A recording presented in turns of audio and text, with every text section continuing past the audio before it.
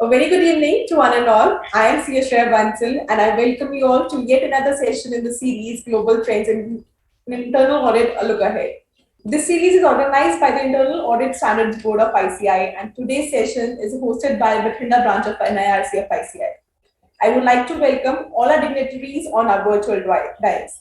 Today, we have with us worthy chairman of IASB, CACS Chandut Singh Nandaji. We have chairman of the Hinda branch of NIRC of ICI, CSME Singhlaji. Our speaker for first session, CA Amit Pajoria ji, CFO of Virtusa. Our speaker for second session, Ms. Anisha Udeshi, Senior Director Global Insurance and Risk at CIPLA. Our speaker for third session, CA Naval Kishore Bajaj, Head Corporate Audit and Insurance at Yokogawa India Limited. I warmly welcome you all to our virtual dais. I'm sure members who have joined with us would be elated to have the august presence of you all. So, without any further delay, I would like to take the session ahead by introducing our very own CACS Taranjot Singh Nandaji.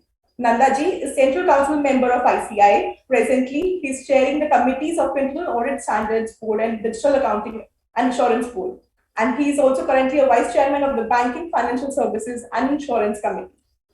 During his tenure of being a Central Council member, he has also been a chairman of various committees like Committee for Members in Industry, Women Empowerment Committee, Committee for Cooperatives and N2 Sectors, Professional Development Committee, and many others. He also has represented ICI on SEBI Committee on Disclosures and Accounting Standards. He has also been a member of SEBI Advisory Committee on Mutual Funds from 2007 to 2010. He was a convener of the expert groups constituted by the NCA on investor protection. He was member of the Southern Asian Federation of Accountants Committee of Professional Accountants in Business. Reading through this shortened profile of Nanda sir, all I can say is that, sir, you are inspiring us to reach more of our potential in new situations. And I would like to request Nanda sir to share few words of wisdom and definitely one shairi with us. Sir, please. Thank you, Shreyaji. But before I speak, it is customary for the host branch chairman, C.S. Samir Sangla, to give the welcome address. Then I'll come and give my words of wisdom and the keynote address. So I request you invite Mr. Singla. Okay, sir. Yes, sir. I request C.S. Samir Singhlaji, chairman of the Hinda branch of NIRC of ICI, to please welcome our keynote speakers today. Well, thank you so much, Shreya. First of all, a very good evening to everyone. I would firstly like to thank the Internal Standard Board of ICI for giving Bathinda branch the opportunity to host this virtual credit meet on a very hot topic of recent time, I must say, a need of our topic, that is global trend in internal audit a look ahead. I would like to thank CA Charanjot Singh Nandaji, the chairman of this committee, a man of wisdom and a true brand ambassador of ICI, I must say. We are fortunate that a person like CA Charanjot Singh Nandaji is with us on these matters. I further thank and welcome CA Gyanchand Mishra ji, the Vice Chairman of this committee. I welcome our keynote speakers for the day, CA Amit Bajoria ji, the Chief Financial Officer of IRSA, Anisha Udeshi ji, Senior Director of the Global Insurance and Risk CIPLA, CA Naval Kishore Bajaj ji, the Head Corporate Audit and Assurance, Yokogawa India Limited. And thank them that they spared their valuable time for all of us to enlighten on this today's topic, and it's a privilege that we got such a wonderful faculties with us. A stitch in time saves 9, and an internal audit fall in this category. Internal audit is not just an independent service to evaluate the organizational internal controls, corporate practices, processes, and methods, but it is offers comprehensive preventive measures by timely pointing the pitfalls so that the proactive steps can be taken for much needed course and correction for any organization. Today, we are having an in-depth deliberation on topic of global trends in internal audit by our learned speakers. So without taking any much time, I would like to hand over to Shreya and again thank the committee for giving Bathinda branch this wonderful opportunity. Thank you so much. Over to you, Shreya. Thank you so much, Samir ji. And now I would like to request CS Charanjot Singh Nandaji to please share your words with us. Thank you, Shreyaji, the master of ceremonies of today's program, the chairman of Bathinda branch, C.S. Samir Singla, the revered faculty of the day, CA Amit Bajoria ji, Madam Anisha ji, Naval Bajaj ji, gentlemen from our board, CA Arun Agarwal, Madam Surbhi Tyagi, the gentleman taking care of the technical outfits, Nisar, and all present here. Ladies and gentlemen, you'll be happy to know that we are very keen to give our best services to the board. We are very keen to ensure that the board reaches your doorsteps and gives the best of the CP programs. I want to tell you one thing very candidly, that this profession shall grow only when we work day and night. When you burn the midnight oil, then shall you arise from these tandems of low thoughts. I'm reminded of a couplet which always inspires me. The couplet says, वजह तलाश करो अपने हार जाने की, वजह तलाश करो अपने हार जाने की, किसी की जीत पर रोने से कुछ नहीं होता. A man has to make his career, अपना मुस्तकबिल आपने खुद बनाना है और उसके लिए आपको ही जद्दोजहद करनी है. Nobody else can struggle for you. And these technical skills will hone the entire membership to prepare for this great profession of internal audit. It's a sunrise industry. I've seen people change their fortunes coming into internal audit. And that is why every Saturday we hold one program. Last year, our total impetus was on technology as an enabler of internal audit. And today, this entire year will speak about how global internal audit best practices could change our practice arenas. Give me a second, I'll just come back, I'll just put in my screen and start my keynote address. Give me a second, please.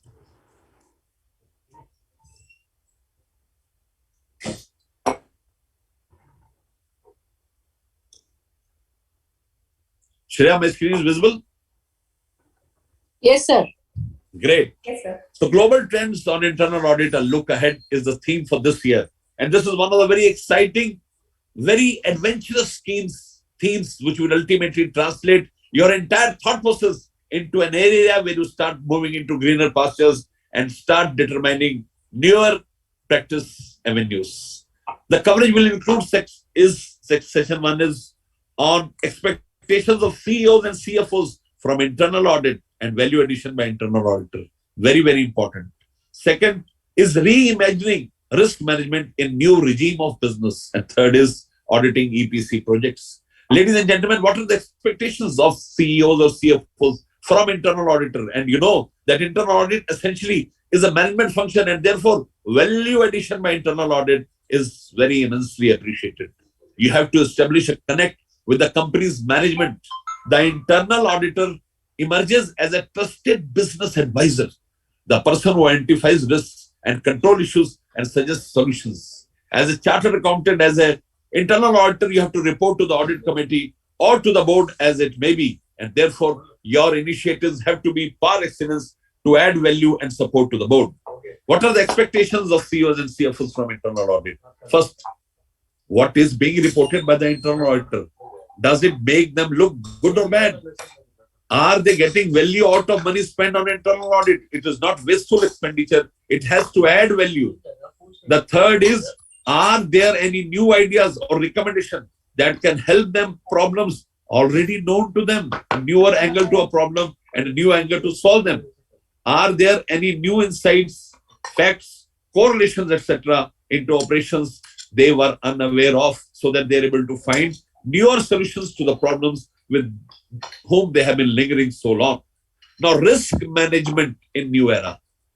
I remember a gentleman giving a call to me and said, Mr. Nanda, can you please introduce a business to me which is risk-free? I simply smiled and said, my friend, I've been in this profession for over 32 years and I'm yet to identify any area which is risk-free. If there is no risk, there is no reward. If there is no risk, there is no opportunity. If there is no risk, there is no profit. So risk is very important. But more importantly, as an internal auditor, you have to identify the appetite of the board, tell the board, and then see how calculated risks you can take. Risk management teams must be visible and part of the collaboration among teams to work together. They have to work at the cutting edge along with the project team to change the global digitization into the right perspective. The cornerstones of risk governance remain pertinent, but culture will need to change to allow for successful digitization. You know everything, but to put that in life, to emulate that is again very, very important. You have to effectively move forward with risk. You need to retire from the old rigid approach, introducing flexibility and informality to meet the principles of agility. Very, very important. Ladies and gentlemen, it is now more important than ever to ask the question, what if? The more questions you ask, the more answers you get, because there will be more risks to assess and control, while dealing with generations of people who have likely been having a liking for higher threshold for risk taking. Let me tell you, with IT coming in, cyber risks have come in large numbers. We have to ensure that we move in tandem to mitigation of those risks. Ladies and gentlemen, the internal audit and risk management, the primary focus should be on risk, outlining both opportunities and threats, and more time spent on preventive risk identification than detection of control problems. Every risk that comes in is automatically mitigated. And if it comes from nowhere, it is pondered and then mitigated. But the environment of the corporation should remain risk-free. As the organization's risk management process mature, internal audit can serve in more of an insurance capacity. Your maturity will ensure that risk is properly tackled. In organizations where risk management implementation is in initial stage, the role of internal audit is often that of a catalyst or facilitator to help foster development of the organization's risk management process. And to conclude, the risk is a very important facet. More the risk matures the organization, the more internal audit can give the board a realistic picture of how well risk to their strategic objectives are being managed. If risks are managed effectively, the board can work in an error-free environment to perform at the highest level. The last topic of the day, auditing EPC projects. Now, from an auditor's perspective, you need to understand two very important issues. The first, the flow of operation, right from tendering till completion of a project, which is represented by completion of defect liability period for a project resulting into encashment of retention monies and the return of performance public advance bank guarantees. You are all aware that all big contracts come with performance guarantees, and you have to effectively close to the last level because the satisfactory conclusion of the assignment would ultimately give you a certificate in times to work in tandem with larger projects. Secondly, you are also expected to know that the various functions which are required to be performed by an organization to run smoothly and achieve its objectives are totally in place. So from a functional perspective, the organization operating as a civil contract unit can have the following relevant points. Number one, which is again very pertinent, board or top management or the audit committee as the case may be. In case of engineering, tendering, purchase, planning, execution, quality, accounts and finance again needs a great impetus. Stores, human resource. So all these things need to be audited so that no loopholes are left, and if they are there, they need to be plugged. We have three of the very revered speakers who would carry you through the entire initiative. But I want to tell you, ladies and gentlemen, that we have to work in tandem to give the best. Not taking much of your time, I want to thank you all for giving me a very patient hearing. Over to Ms. Shreya Bansal for further proceedings. Shreya, the dice is all yours now. Thank you so much, sir. Your words definitely gave us some new insights. Now, to start with the first session, I would like to introduce our speaker for our first session, Amit Bajoria ji. Amit Bajoria ji is the Chief Financial Officer of Virtusa Corporation and is responsible for business finance, controllership, internal audit, financial planning, and analysis. He has extensive experience in deal structuring, driving levers for operating margin, financial planning, M&A integration, driving cash flows, and setting up strong processes. Before joining Virtusa, Amitji spent 15 years in leadership roles at Wipro. Most recently as Senior Vice President as Finance and Global Controller. There, he was responsible for deal structuring, financial reporting, security and exchange commission reporting, financial controls, and merger and acquisition activities. He has overall 21 years of experience in Wipro with the design and implementation of global finance activities. Amitji has graduated from St. Xavier's College, Kolkata, and he's qualified chartered accountant. I welcome Amit Bajoria ji to the session today for your topic, expectations of CEOs or CFOs from internal audit and value addition by internal auditor. And with this, I would like to hand over the session from here. Over to you, sir. Thanks, Shreya, and thanks, Nandaji, for giving this opportunity to address the team and talk about my experience. So, Shreya, should I be sharing the presentation or some of your team members is playing the presentation? It is better if you share it, Mr. Bajoria. Okay, no worries. I'll do that then. You are the host, you can always share that.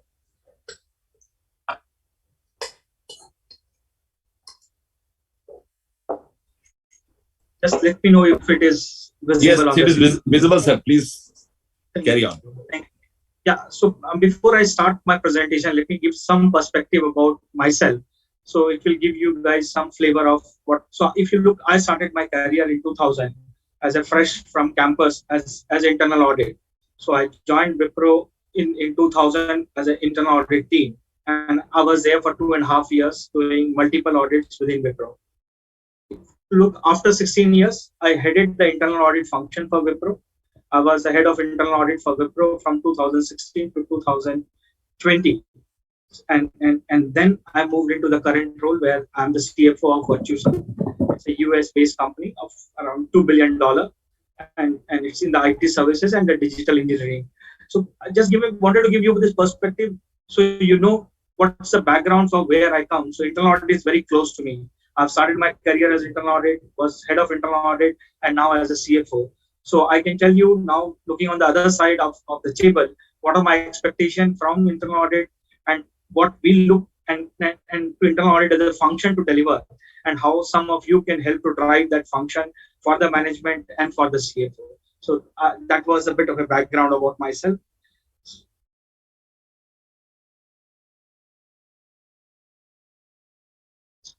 So I'm not going to read all the slide, team members, but it's more to give you a perspective. See, what it is very important and critical, which is expectation from all of you, is hey, how do you bring a sense of objectivity and independence what you do? You guys have a lot of weightage. You are part of the audit committee. You are part of the board meetings. Your perspective and opinions matters a lot.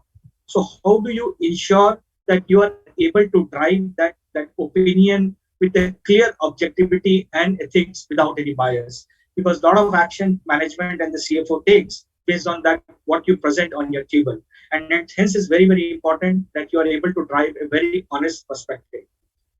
And some of this, when you bring some of this perspective, definitely it's not easy, right? As you have to call a spade, sometimes you might become unpopular, and honestly, we are not expecting internal audit heads to win any popularity game in the role which they are driving. So you should be able to show strength, bring objectivity in what you are reporting, and but not necessarily that means you not have to be humble. You can be humble while driving that behavior and still be very strong. That's the one trait which is expected from the internal audit function and internal auditors.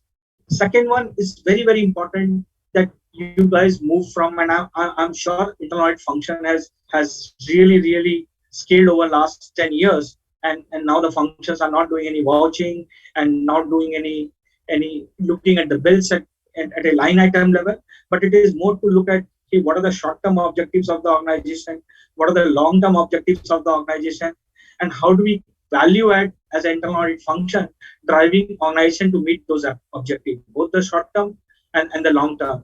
And hence, it is very important to start thinking in the direction.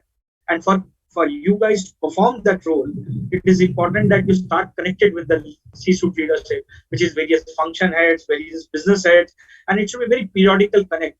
Because like what Mr. Nandaji was saying, cyber security is a big risk, and it is a big risk, or GDPR is a big risk today, or how the CSR activity or the entire climate scenario is building up. Some of this, if you're not connected to business, you will not know where to value add and what are the priorities on strategy of the business. So it's important that you continue to build with the business, continue to connect with the business to drive some of this strategic objective. See, the third one, again, very critical, and I've personally seen this in my earlier roles. Internal audit brings all the function together. When you do any specific audit, you will always find that a particular function is only looking from his function perspective. And I'll give you one classic example. If you look fixed assets, many times if you go and do an audit of fixed asset, if you go to a controllership function, they are only worried about, hey, is the asset capitalized at the right time, right value, and is the depreciation getting passed at the right value. But if you have to look the entire fixed asset life cycle, you have to understand, hey, whether the fixed asset was bought at the right price, whether it was required to be bought, whether the individual is having one fixed asset or multiple fixed asset, how does the data privacy is taken care when the asset get allocated from one individual to another individual, is the data sanitization is taken care. So there are a lot of, I can go on and on. So when you are doing an audit, it is very, very important for you to connect the functions together, kind of be a change agent between the different functions and break the silos between the organization. I think that's a very, very critical role which the management and the CFOs expect from the internal audit. Because many times when they interact with their function, everyone is very silos in their approach. And you guys bringing the outside in perspective will be able to break that silos and able to drive value in the entire discussion. Third, again, you heard from Sanandaji and you are going to hear in the next session. How do you work with the different functions to look at the risk? Like Nandaji said, there's no business without a risk. There's never a risk-free business. It's a question of how do we manage our risk very, very maturely, how we anticipate our risk, how we are aware of our risk, and how do you put an action plan if the risk materializes, how we can mitigate those risks. So it's very important that you continue to think through those lens as you do your audit. You don't look at the current risk, look at what can be the futuristic risk. Like again, example to give. Now we all have come out of the COVID-19 or touch wood, we are coming out of the COVID-19. It is very, very important to look, hey, if this happens again, how are the organization prepared? Are we prepared? Because when it came 2 years back, I'm sure many of the organizations were not prepared. But have we learned from the mistake? Have we put an action plan in place? And how are we going forward? It's a very, very important to look when you guys do your audits. Moving on, I'm sure you guys must be hearing this from everyone. Gone are the days of doing a vouching or doing a sampling audit. Now the expectation from internal audit is to do the population audit. And not only population audit, it is very, very, very bare minimum expectation. You guys do give us insightful data, and the way I look at it, and that's the expectation which we have from internal audit. Since you guys bring in outside in perspective and you have time in hand, you can look at the historical data of last 6 months, 9 months, and you can connect not only that data pattern, you can connect the data pattern with something else which you are seeing in the organization and bring your detailed insights in the organization. And again, to give you examples here, if I look at supply chain in IT industry, which is currently you all are hearing that, hey, we are going through a 30% attrition. If you're doing an audit for us in terms of recruitment, the classic risk which we cover, if you look, hey, whether the BGB has been done or not, has the salary has been given in the right salary levels or not, and the employee salary has been processed in line with what was the offer letter. But you have to move beyond. What we are looking at it, hey, are you guys doing an audit of saying, we have looked at the last 9 months of hiring pattern. We understand these are the skills which are required to be hired. 80% if your demand has been in this pattern, this is your 90% of hiring has been done. Why are you not investing ahead in the game to do cross-skilling, reskilling, hiring from campus and start people training in those skills? So it's 6 months down the line or 9 months down the line, there's no problem of supply side. Those are the insights which we are looking now from the internal audit. So it is no more auditing of the event which has happened, but it is auditing of the processes, auditing of what is going to happen and how can you value add. And that is very, very important. If you want to be a trusted advisor or partner, and which Nandaji was alluding to, some of this insight which you have to bring by looking at the data and analyzing the data. And team, you are absolutely placed at the right role because you have time in hand. I can tell you many times when we are running operations, we are worried about getting that one guy hired. If you don't hire the guy, there's a critical project which needs to get executed for the client, and no one is having a time to think through and analyze data. But you are coming from outside in perspective, and you can provide this integrated view to the management. You can look across the function and say, hey, this is what it looks like. So it's very, very important that you guys bring this on the table. And again, and what to avoid, which is again very important. Many times we look at a very small data set and start making conclusion. Don't make your data set based on one particular industry vertical or based on one geography or one account. When you are doing a data analysis, it should be always at the population level, which gives a perspective at a company level rather than at a very, very small unit level. And the last one, very, very important thing. Again, when you are presenting to management team, honestly, in the current world, the attention span is very, very less. When someone was telling me, if you're playing a video, the attention span is just 6 seconds.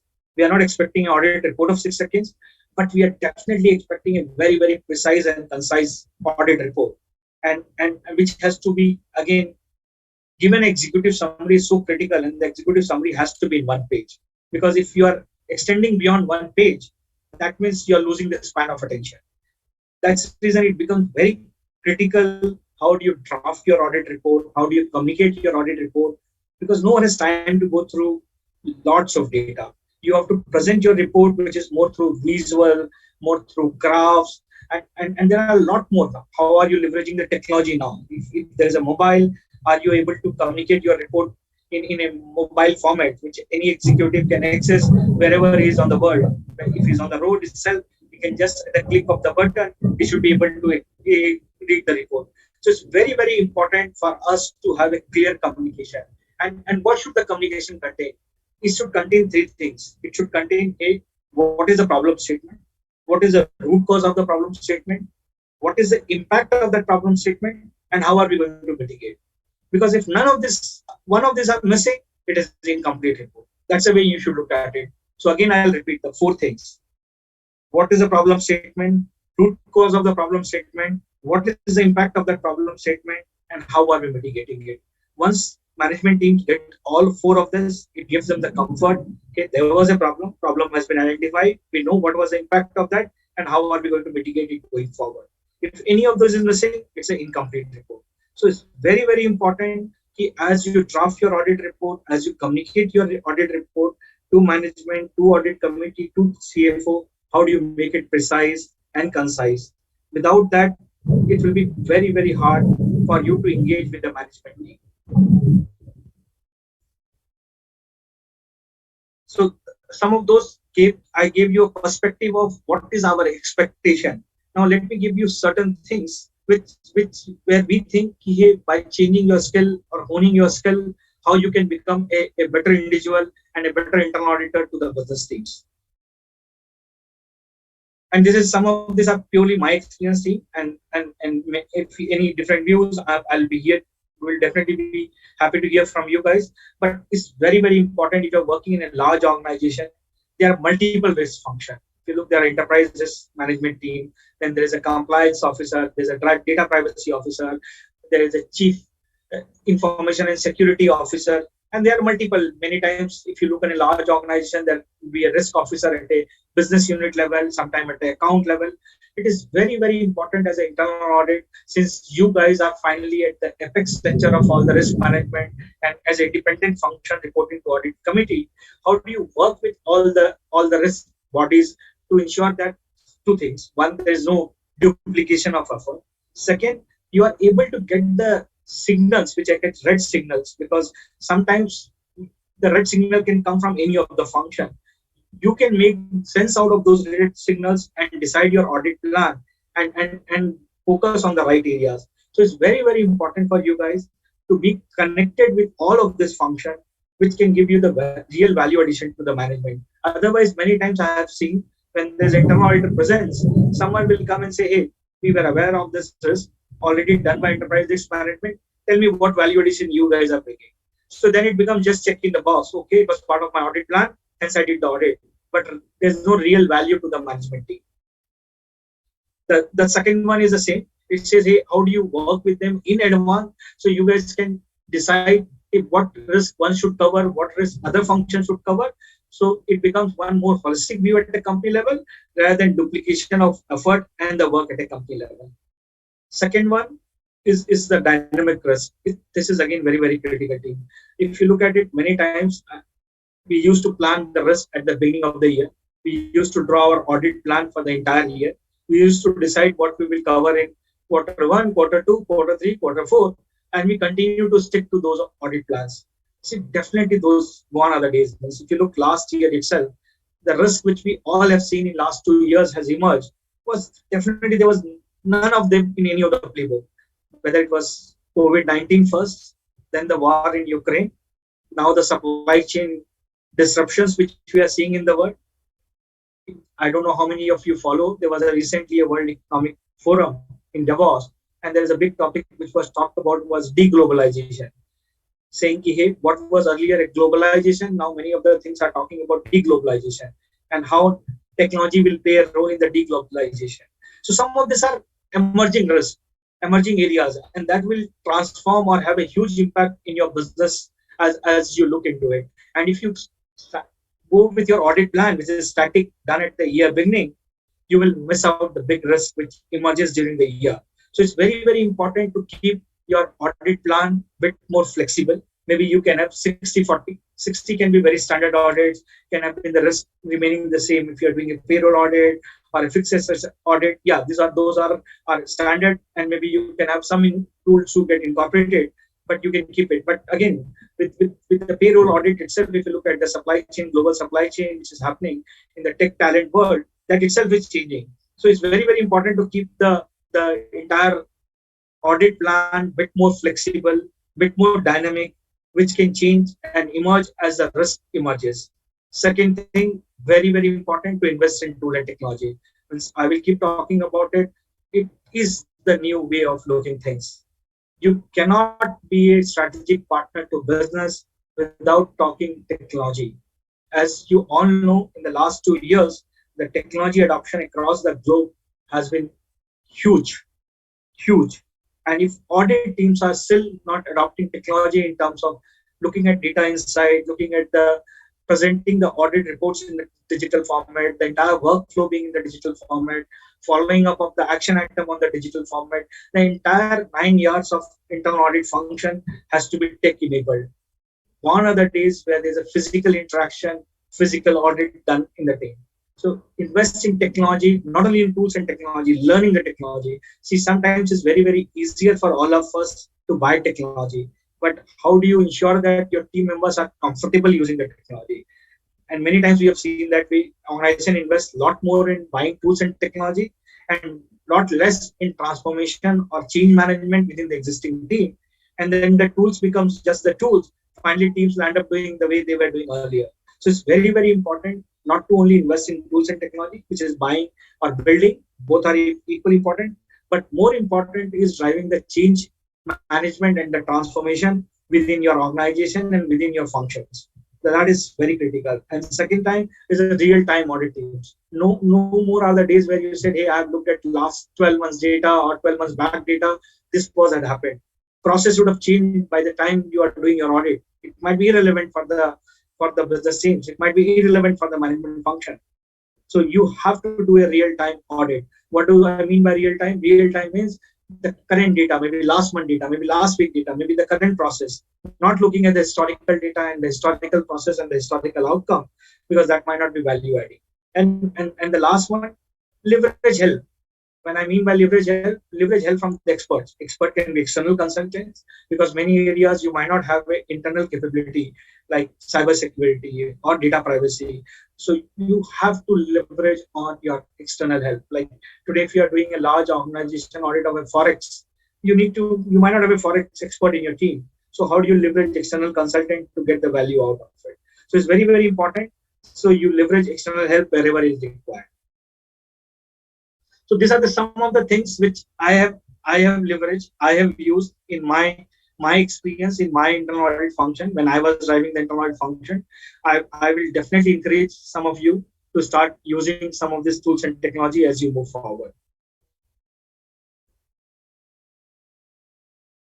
I think Nandaji talked about honing our talents, and this series is one of those exercises. But team, this is very, very important. And I keep giving this example to my team, and I will repeat it. When I passed CA in 2000, all the acts, whether it's income tax, indirect tax, accounting standard, everything has changed. Everything. There's not a single thing which I've studied in 2000 is relevant today.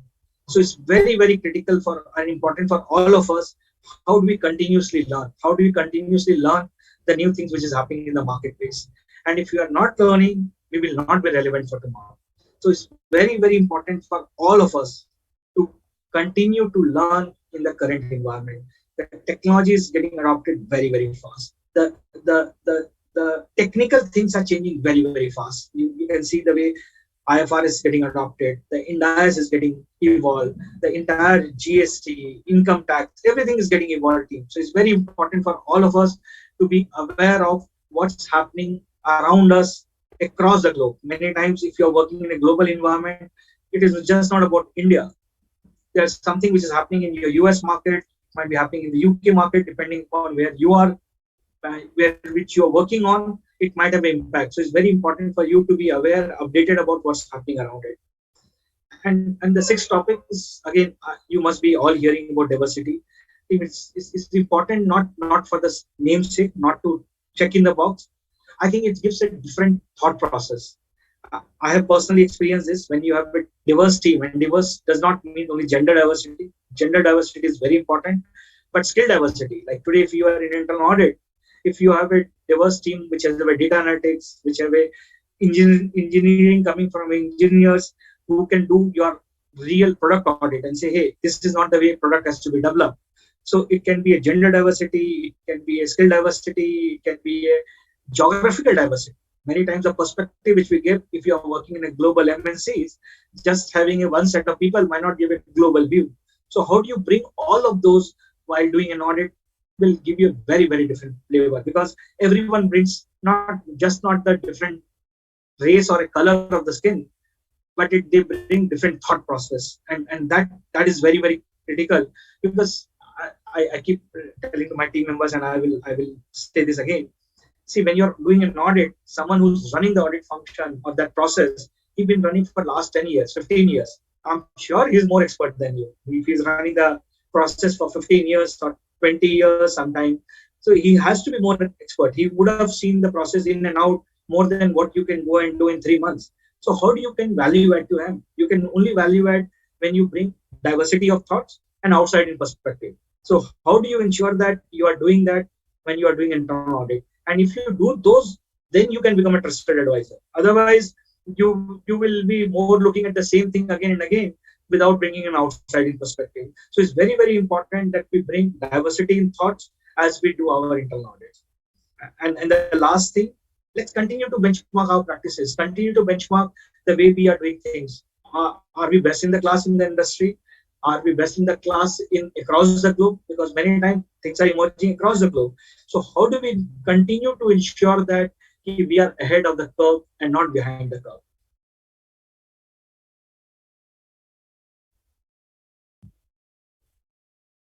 So some of this, two studies I picked up to give you some sense of what we are hearing from our partners. This is one from KPMG and one from PwC. And some of this which I've talked about. If you look at data analytics, continue to be most critical ones. Critical thinking and judgment, technological skill, crisp verbal and written communication, all of this and the same. If you look at PwC, there's no different. The point which I'm again just want to reiterate is very, very important for all of you to start focusing on this. I'm sure all of you are in this journey. If you are not in the journey, start the journey. If you are already in the journey, say, hey, how do you move your curve or more north upwards and not remain the straight line curve. See, these are some of the current technology trends, and I'm not going to deep dive and talk about it. But it's again the reason I thought it would be important for you guys to know. And I come from a digital engineering company, and some of this we are driving not at our client place, we are driving within the organization. And our internal audits are picking some of the audits to drive this. And I'll give you one and few examples out here which gives you a perspective. If you look at the entire demand forecasting within our organization, we are leveraging big data and artificial intelligence. We have looked at the trend of our last 12 months to 24 months of the entire pipeline, entire hiring, entire demand, entire customer base, and a lot of things. And it is, since it is an AI, many of the parameters we are not even inputting it. It learns on its own. Now, internal audit is auditing this function. They need to understand how the technology works. And it's very, very important for them to learn, because all of us know artificial intelligence can be really biased. If to be completely remain unbiased, the way it has to develop, and there are a lot of framework which have been defined. How are the data sets? How are the input parameter defined? Are there any biasness which is built while generating some of those? So it's become so critical for internal audit to understand some of this technology before they start auditing. Because if they audit and they don't understand this technology, they will not be able to value it. They will not be able to understand what process to bring in. and what areas to look into, because then they will be asking a very rudimentary questions which are maybe 10 years back, maybe 5 years back, but the process has moved very, very differently. Another area which Ms. Nandaji was talking about, the entire cloud and security. If you look, none of the systems today are in on-premise. There is no, if you are doing ITGC or ITAC audit, there's no data center to go and audit. Hey, what is your data center security? Is it a physical guard? Is it tier 2, tier 3? Do you have a power coming from two different electricity board, or is a raised floor? None of these questions are relevant today because everything has moved to cloud. If I look Virtusa, we have 100% on cloud. There's no on-prem anything. So now if my internal audit is doing the entire audit of my infrastructure, they need to understand how does things operate in cloud. What are the risks which we carry as in cloud? What kind of SLAs which we need to sign with our cloud partner? Because now we are not only working on a private cloud, there's a private cloud and a public cloud. So is the reason I'm bringing some of this, as the organizations are evolving, as the organizations become more digital, some of the audits which we used to do 5 years back are no more relevant. And if internal audits are not understanding some of this processes or technology, they can't audit. I'll pick one more example, which is on RPA, which is robotic process automation. I'm sure many of you guys would have implemented in your organization. If your organization has implemented an RPA in your accounts payable, what do you audit? Because everything is getting automated. You need to understand the technology saying hey, how the RPA has been developed, how the parameters are looked into it. And for them to understand, you should understand the technology. Hence, it's so critical as we move forward that you all become tech savvy. And that's what I keep telling my team.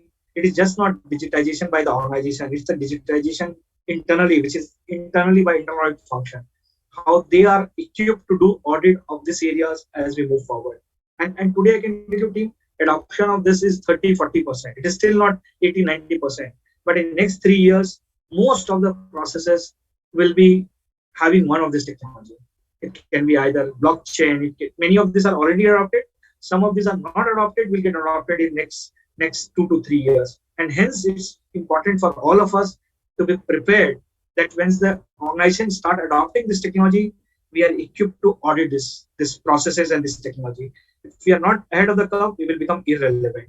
That's my submission to you guys to start looking at, and that's where you will become the true trusted advisor to the internal audit function. See, to become a trusted advisor, you need to invest on yourself.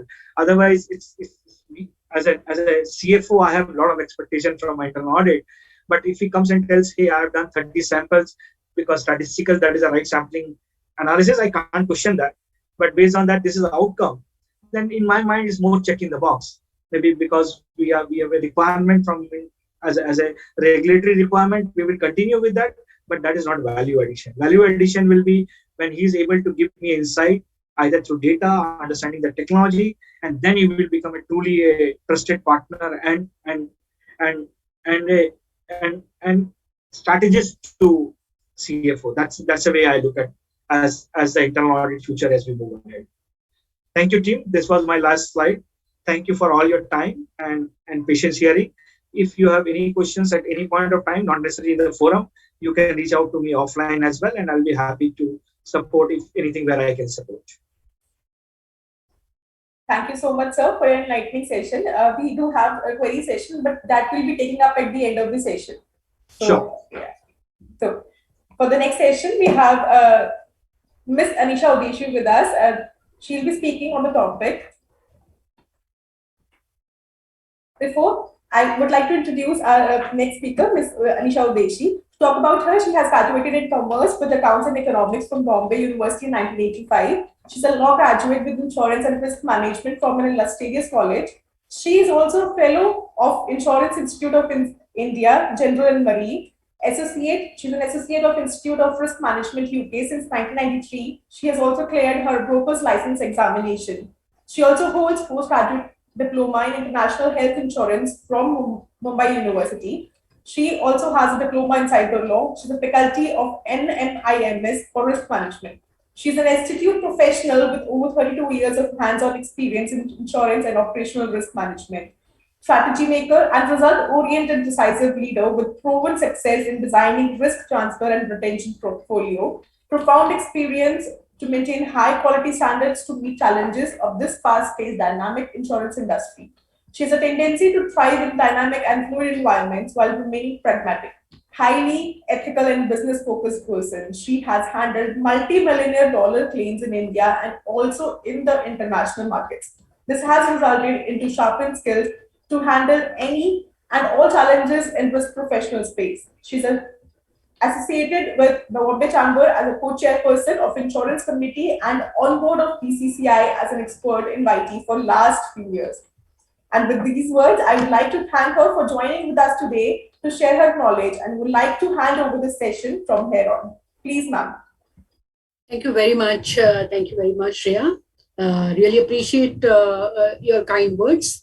And like every one of us over here, I too am a very, very big student, and I would like to call myself a student of risk management because I don't think we would ever be able to tell to anyone that we are masters of it, because it is so very much ever evolving and dynamic that every day, like Nandaji mentioned, or like the earlier speaker mentioned about it, Mr. Bajoria mentioned, that the things are so very much evolving in the post-COVID era.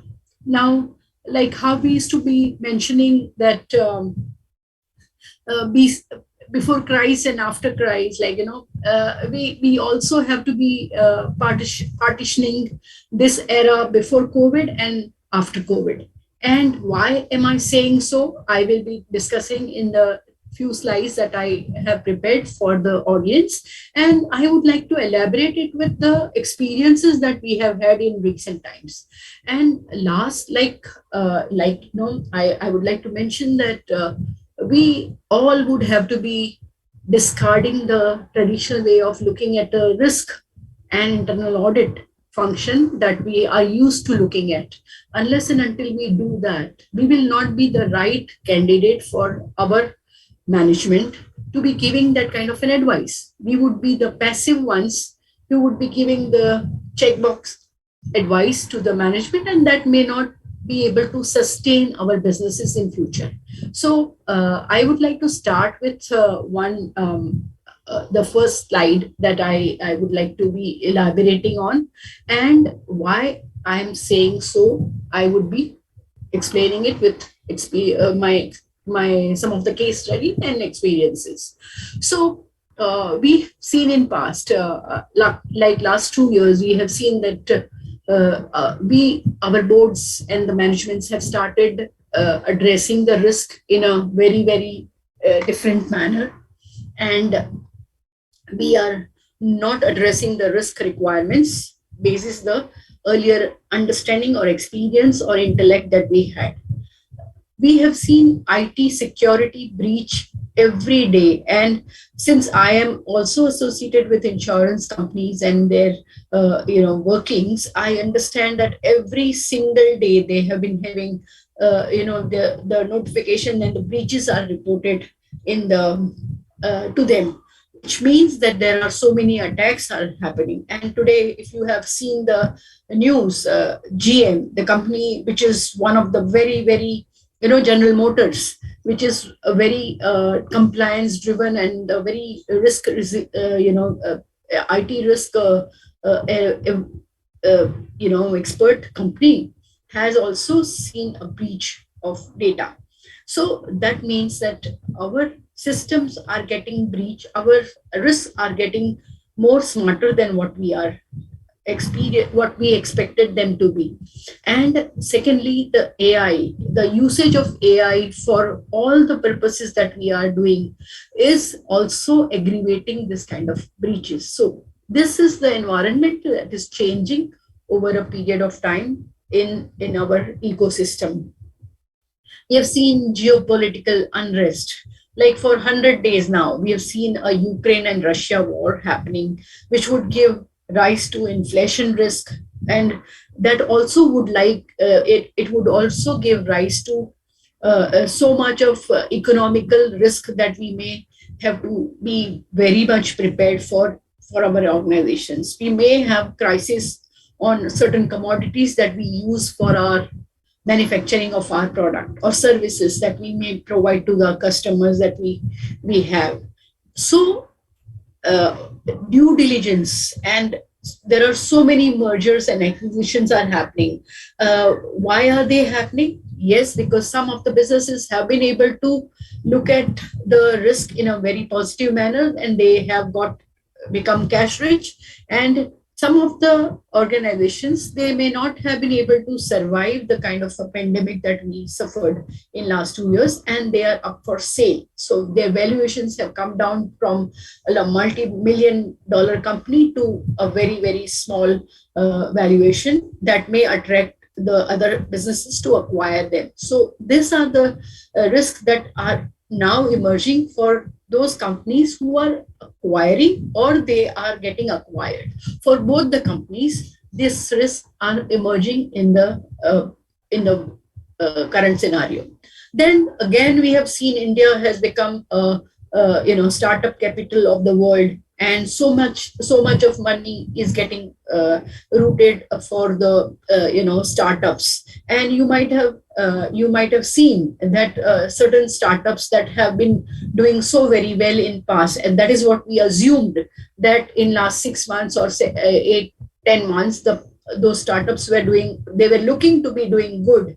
But unfortunately, once the IPO has come, or there has been some kind of a capital that has got dried up, and because of that there were so many people who were either retrenched, or the IPOs or the valuations of those startups have also gone down dramatically. Now, this is the risk that we had never seen in past in our lifetime. So when I'm talking about this risk, I'm saying that the moment these risks are visible or they come to forefront, we would have to see that the risk, I'm extremely sorry for this, this risk would have to be taken care by appropriate controls, appropriate assessment of the exposure that an organization may have, and also try and devise a strategy that would be able to mitigate this kind of risk. Now, going forward, we also have seen, as I mentioned to you earlier, that there are certain organizations that have succumbed to the kind of criticalities they were put in front of them. Like in past, we have seen that there are certain certain raw materials for the industries are not available, and which is why supply chain industries, silicon is not available, or or certain products are not available. Because of that, the industry has suffered majorly, and the costs of the product or the services have gone up drastically, which is again driving away the customer base to some other product. And this has happened basically in case of oil prices. The way the oil prices have gone up from $50 a barrel to say $123 or $125 a barrel, there is definitely a discussion that is happening to look at different fuel that can be used for shipping industry. Now, definitely this is going to be having an impact on oil prices and oil industry, and also it would have, as of today, the current impact is happening on the shipping industry, because they and resulting into increased freight or non-availability of certain routes for the transportation of goods. Now again, these are some of the risks that are unknown to us. In past, we have seen the oil price rise because of say war risk, or the kind of risk that were very much for which we were very much aware. But this kind of volatility we have not seen in past, and because of this, the whole of industry is changing its DNA. maybe tomorrow it is possible that we could have ships running through the nuclear energy, or the ships running through solar energy, or ships running through any other other fuel. So again, industry would have to find out ways and means to handle that kind of a risk. And just imagine if a ship is running through a nuclear energy, what would be the our preparedness to handle that kind of risk. Now again, when I'm talking about a risk, I'm not at all driving away the importance of an internal audit function, or the audit function that is supporting with so much of intellect that can be utilized, or it can be applied to the management of risk. And which is why I think when Mr. Bajoria mentioned that we have to upskill ourselves, I feel it is imperative on us to just upskill ourselves with the information of all the risks that we are surrounded with. And we have to be alert or agile also to address the risk with our solution, which could be unique to our industry, or it could be unique to our organization also. And I will be talking about it a little in the next slide, in next couple of slides, and in detail. And you would have seen that now most of the regulators have become so very local, that they want to promote most of the industries that they want to promote are should be coming from a local industry, like local region. And there are so many regulations that are getting formed up. So updating our knowledge on the updated regulations and updated regulations with regard to our industry, as well as the industries that we are associated with. I would like to explain this particular point with a little bit of input on this, that as a pharma company, we are associated with not only pharma companies as a stakeholder, but there are so many other industries that either they provide us some services, or they provide us some materials to us. And also there are customers who are going to be who are going to be our customers for different products that we kind of manufacture or we provide to. Excuse me. So there are, so it is not only the industry specific regulation that one has to be very much aware about it, but also the associated industries regulations also that we should be aware about. And which is why the risk profile of the organization may change because of that. I would just give an example. Like in past, my other stakeholders used to be, my other pharma company peers, or the peers from overseas, and not many other stakeholders, outside stakeholders, were there in the chain of providing the product or creating a product for me. But now, because with IT support, there are manufacturing facilities which we have, which are all AI based. Like, there could be some portions which could be AI based business management,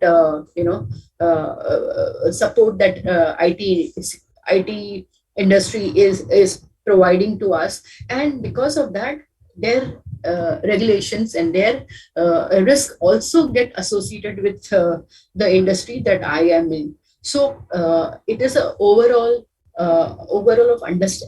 understanding of the risk, or the ecosystem of the ecosystem that is needed to be understood by the risk manager or an auditor. Then we come to people's risk. Now, we all understand that a hybrid is the way to go forward, and unfortunately we have seen that there is a COVID that has come back again. Maybe there is a fear of a fourth wave looming large on India as of now, and some of the some of the states, they have been given a warning, and the states have also given a mandatory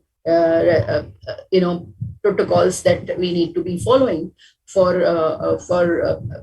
managing our people. People are being asked to work from home, and that has given rise to so many of the other risks that we have seen in past. And every one of us I'm sure, I'm assuming that every one of us is aware that one person who was on the payroll of about 12 companies. So this, this is another risk that we may, we have seen it for the first time, and we may have to be taking care of this kind of risk. And there are so many economic frauds that can happen because some people have lost their jobs, and we have seen people, when this kind of a situation emerges or a economic downfall happens, there are so many chances that fraud can happen in the ecosystem. And at the end of the day, we understand that it is not the system that is going to make a fraud loss, but it is the people that are going to be attracted to create that kind of a situation of making fraudulent claims. And that is the risk that we may see growing in future. And I would also like to mention that people's risk have given rise to mental illness. Now, you may say that why is a risk manager required to think of a mental well-being of a employee? So I would like to just mention that when a mental well-being of an employee is not at the right level, it is possible that in future there are going to be more of product related losses can happen. People, if they are not able to concentrate well on their job, they may make a mistake, or they may be inclined to create an hostile environment, and because of that, it is possible that the organization may suffer or the industry may suffer. So this is one risk that is again going to be a big question mark for all the risk managers to handle or monitor and manage. Then we come to climate change and natural disasters. Every time I talk about climate change risk and natural disasters, I'm reminded that every day that we open our newspapers, we see that one or the other part of the globe has suffered one natural disaster. And just to mention it, that yesterday there was an article that this year the Weather Bureau has predicted that it is possible that there could be many more hurricanes that we have seen in past. We could face many more hurricanes than what we have seen. And last year also there were so many hurricanes, or the tornadoes that the world has seen, and the global various regions have seen in past. So climate change is for real, and that risk also would have to be taken care by the risk managers and the risk advisors to the organization, because directly or indirectly it would impact them in their businesses. It may not be necessary that you would get a flood loss in your premises, or your facility would get impacted because of flood directly. It is possible that either your customers or your supplier or your service provider would have that kind of a situation, and that may impact the organization that you are working in. Then there is another risk, or I don't know whether to call it a risk or call it a after effect of the risk, that most of the customers that we have in the market today, like, all of us are customers of some or the other products and other either services or the product. And that is one of the risks that is emerging, because the customers are losing interest in the product very fast. Or they are continuing to demand so much more from the supplier, that the supplier would have to be very, very agile and very mindful of the products that they are making, or they are creating the product. It may so happen that the supplier has created, or the organization has created so much of the product, but unfortunately the customers' tastes have changed, and suddenly the customer is shifting its requirement from one particular supplier to the other supplier, and rendering that supplier's product useless, and creating a value erosion for that supplier. So that is the risk that is emerging in the coming times, that needs to be managed by the risk managers of the management. Then there is a ESG. Now, all of us are aware about the ESG, and you would ask me as to how we are, how are we connected to addressing the ESG kind of a requirement? Why is it that we need to be looking at the ESG? Because if we are risk managers or risk persons, I feel the ESG becomes our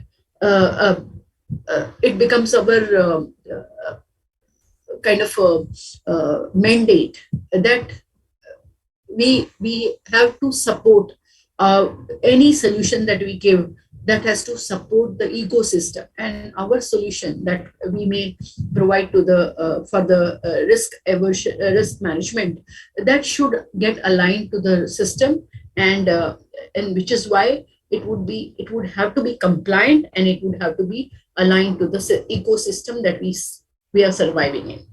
As I mentioned to you, now going to the new slide, I would like to mention that we were so many times, we have seen that we have, all this while we have been working in silos. We have addressed each risk advisory in the way, we have understood or we have perceived.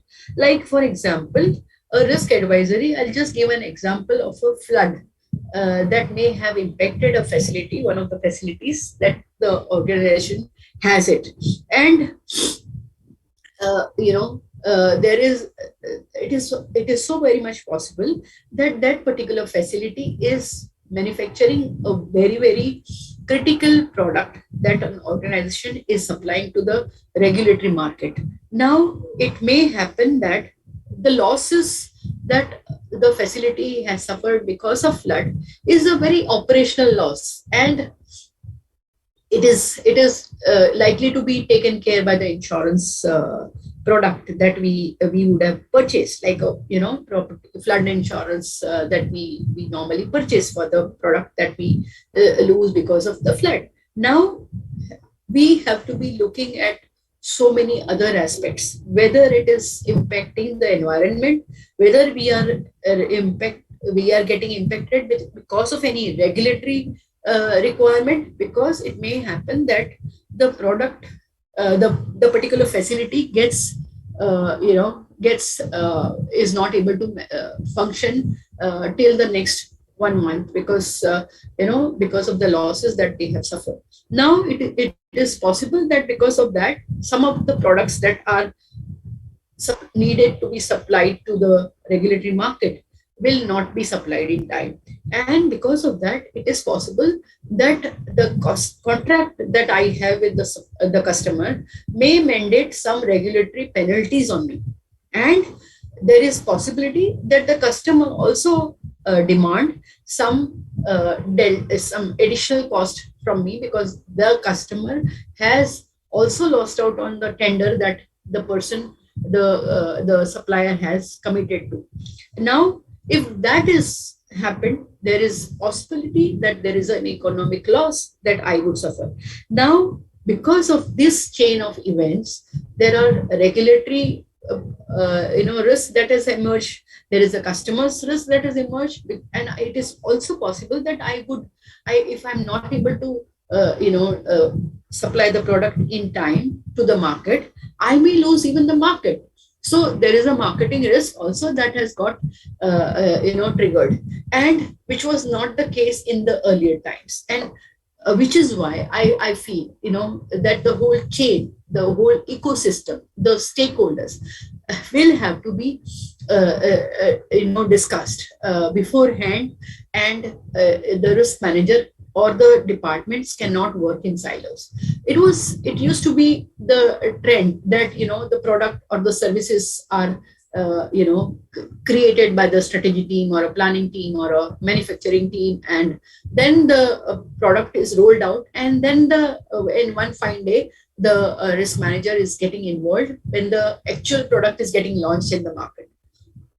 And it would be just a it would be a post-mortem kind of a risk management, or an internal auditor team or the audit team may be getting involved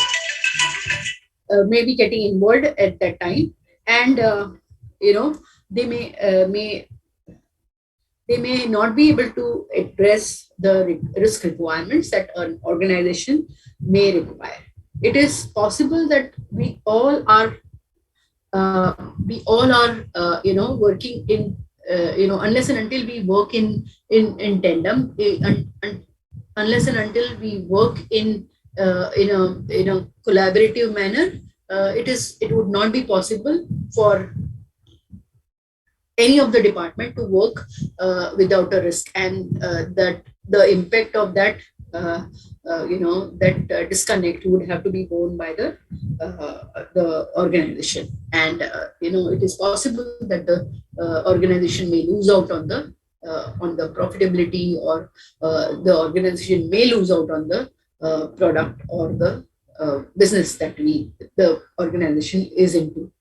And there is another there is another point that I would like to drive over here, is that perception and execution of the organization with regard to the risk would have to be same, and it has to be aligned now, and not it cannot be allowed to be worked in silos. Even if there is a transfer of risk that has to happen, that has to be done with the help of insurance team or the legal team. And I would like to explain it over here, that in past it used to be in at least in our organization, it used to be that we are doing the due diligence of our each and every agreement, and the organization will have to be told that this is a risk exposure that is getting transferred to the insurance company.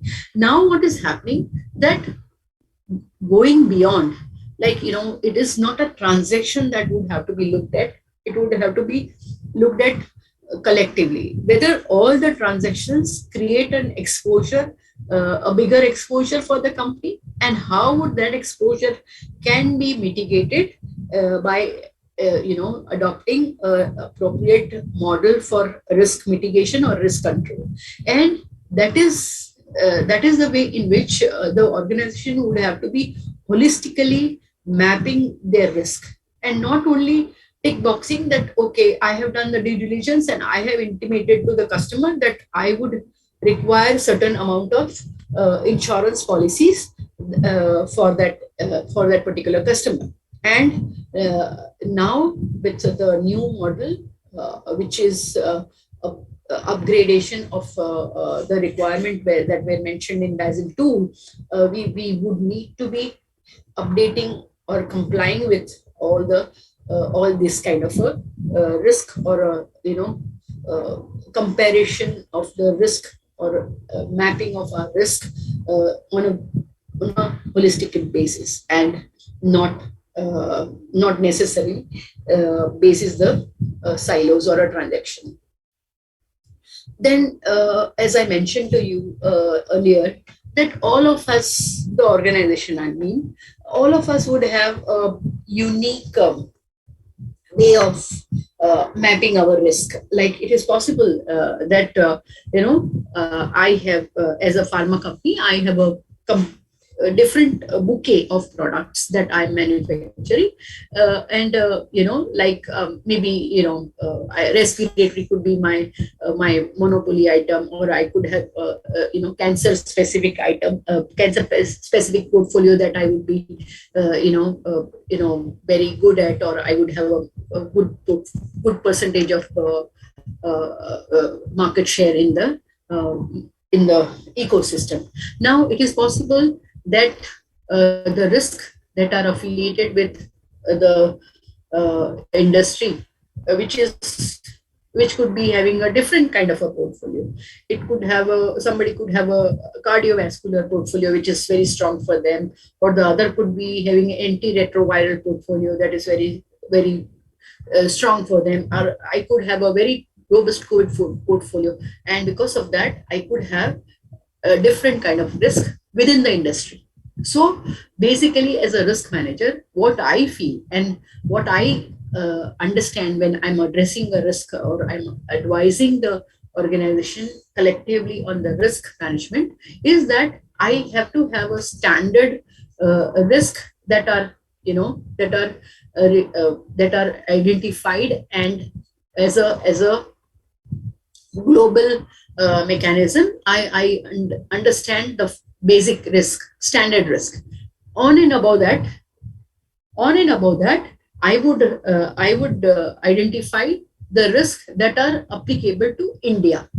Then I would identify the risks that are applicable to pharma industry. Then I would identify the risks that are applicable to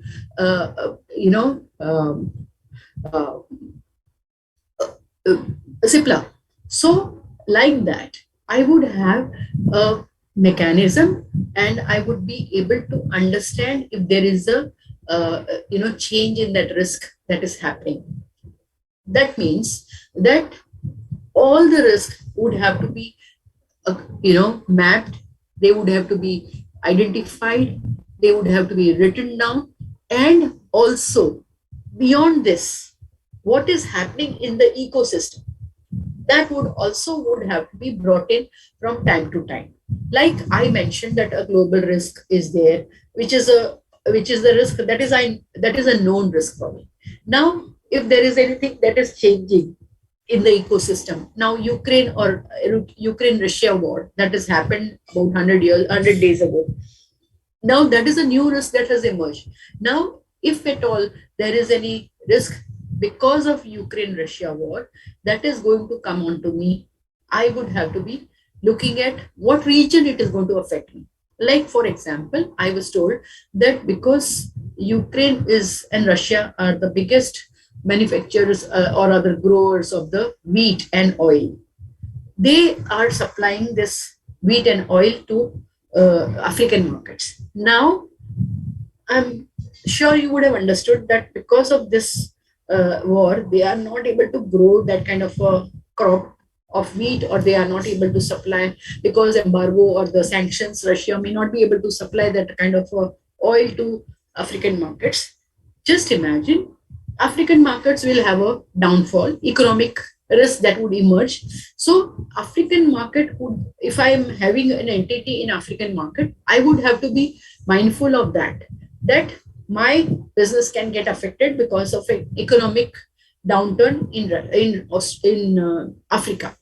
It is also possible that if I have a entity in, say, Sri Lanka, I could be facing a risk of economic downturn, or also I could be facing a credit risk or political violence risk in Sri Lanka. So that is a risk that I have to envision in advance for my organization. And that is, for that, nobody can tell me that I have it is okay to have a reactive,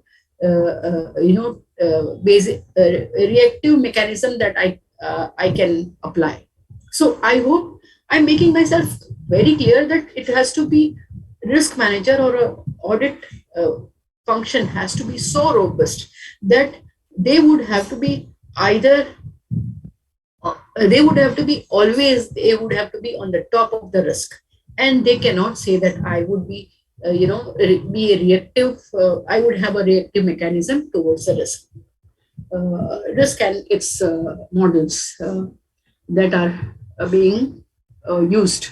So going forward, so that is why I'm of the opinion that each of us would have to find out our USP to address the risk, and it cannot be just a traffic light kind of a signal that okay, it is green now, it is amber, or it is red, and there is no other way of managing the risk, or there is no other way in which I would be able to advise further on that particular risk. And also we have to be mindful that sorry, we have to be mindful that the solution or the model that we are using to mitigate or monitor or control the risk has to be compliant, and that is no negotiation to the compliant, because the industry that we are in is very much strongly regulated, and I will come to the next slide on that as to why I'm saying so. So I would like to talk about regulatory resilience because we have seen in past that pharma industry, I'm talking about my industry because I feel I'm more comfortable talking about it, or like I can share some experiences with regard to regulations. Now, you would know that, like any industry, there are certain regulations that are very specific to pharma industry, and pharma industry has to be kind of making sure that the product is having appropriate approvals from the regulatory body. Unless and until they have the appropriate approvals from the regulatory body, it is not possible for them to roll out or launch that product in the market. Now it is possible that the particular product that is getting developed to address a pandemic. Now, there is a product that is brought at the time of pandemic to see to it that the product gets goes to the market and it is able to control or treat the COVID patients.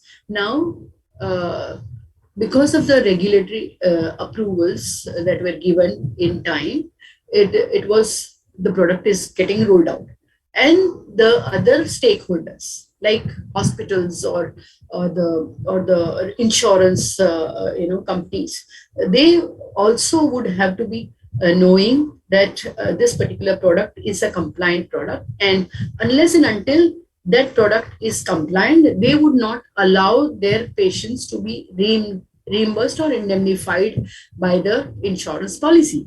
So this was one such example that I can give, and we were very we were able to get appropriate regulatory approvals from the regulator, and the product could be brought into the market, which really helped which helped the community to get treatment during the COVID times.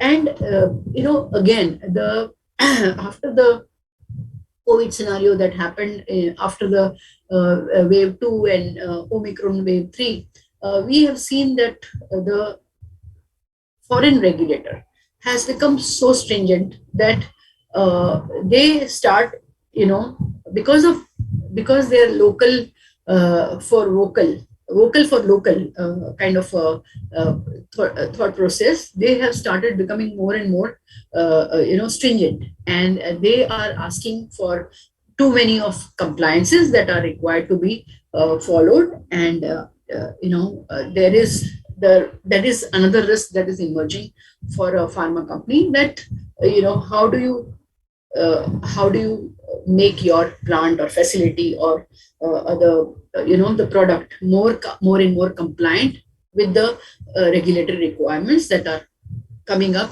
fresh post the pandemic. So I'm saying that compliance and regulatory compliance especially are very, very important for any of the risk managers to be following with a total commitment.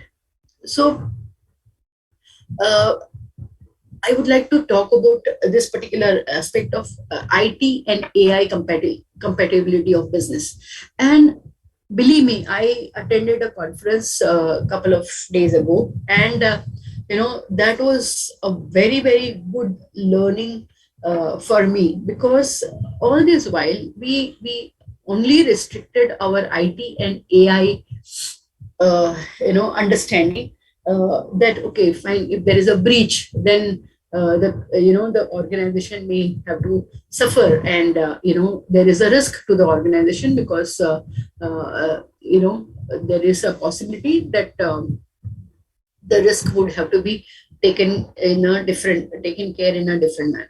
But when I heard that a complete supply chain, and majorly the shipping industry and the airline industry, that is working for the support of the manufacturers industry or manufacturing industry, is at a risk of ethical hacker. And believe me, when I heard this particular incident, I was aghast as to how do you take care of this risk. And I was told that a handful of maybe 4 or 5 young boys in somewhere in the region, in South American region, were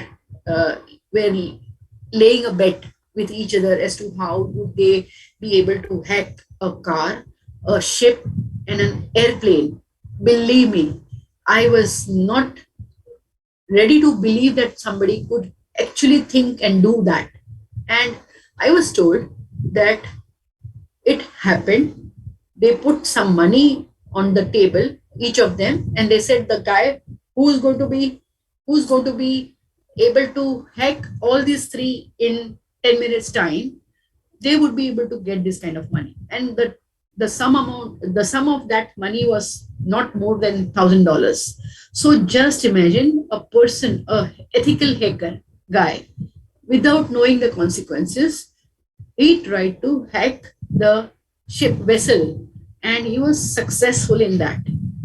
He hacked a Tesla kind of a car. He was able to open the doors, and he was able to make it run for some miles without the controls in place. And he was able to also hack the shipping vessel. And just imagine if he would have hacked an aircraft at that time, what would have happened? How many millions of dollars would have been lost? And if then an accident would have happened.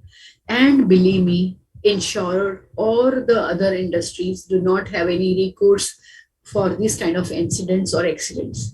And that has made me realize that we don't even know. The risk awareness is only a tip of the iceberg for us, and many more risks that are below the surface would have to be looked at and would have to be addressed in future by us. Again, going into this particular example of ESG, how is ESG connected with that shipping industry? I would like to say that I was also told that it is going to be, the fuel that the shipping industry is utilizing is currently it is a biofuel, and there is a lot of sea is getting impacted, and which is why they are thinking of using some other fuels. So the whole DNA of that industry is going to change in near future, and that is not a future that I'm talking of 10 years hence or 20 years hence. I'm talking of 2 to 5 years. Within 2 to 5 years, the whole industry is going to be changing the DNA of the way it works. So we would have to be mindful that this industry, when it's changing the DNA, the compliances would have to be taken into consideration, and our contracts which we are having with the carriers or shipping companies, they would have to be aligned to that kind of a risk that we are suffering from, or they may have to, we have to look at those risks and they would have to be taken into consideration. With that, I would like to I would like to pause here, and I would like to sum up my deliberation on a risk, emerging risk in the new business regime. And I would be happy to take any of the questions that you may have at the question answer session. Thank you very much, Shreya. Thank you so much, ma'am, for sharing your expertise with all of us. I'm sure members have gained a lot from the session of yours. Thank you. Thank you so much, ma'am. By the time, I hope Amit Bajoria sir is with us. Is Amit Bajoria sir with us?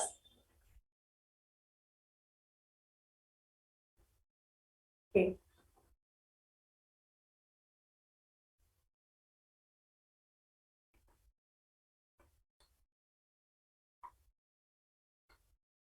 I guess we have to wait for a few minutes. We are getting Naval sir online in few minutes. So I request members to please wait for a few minutes. Just a few minutes, please.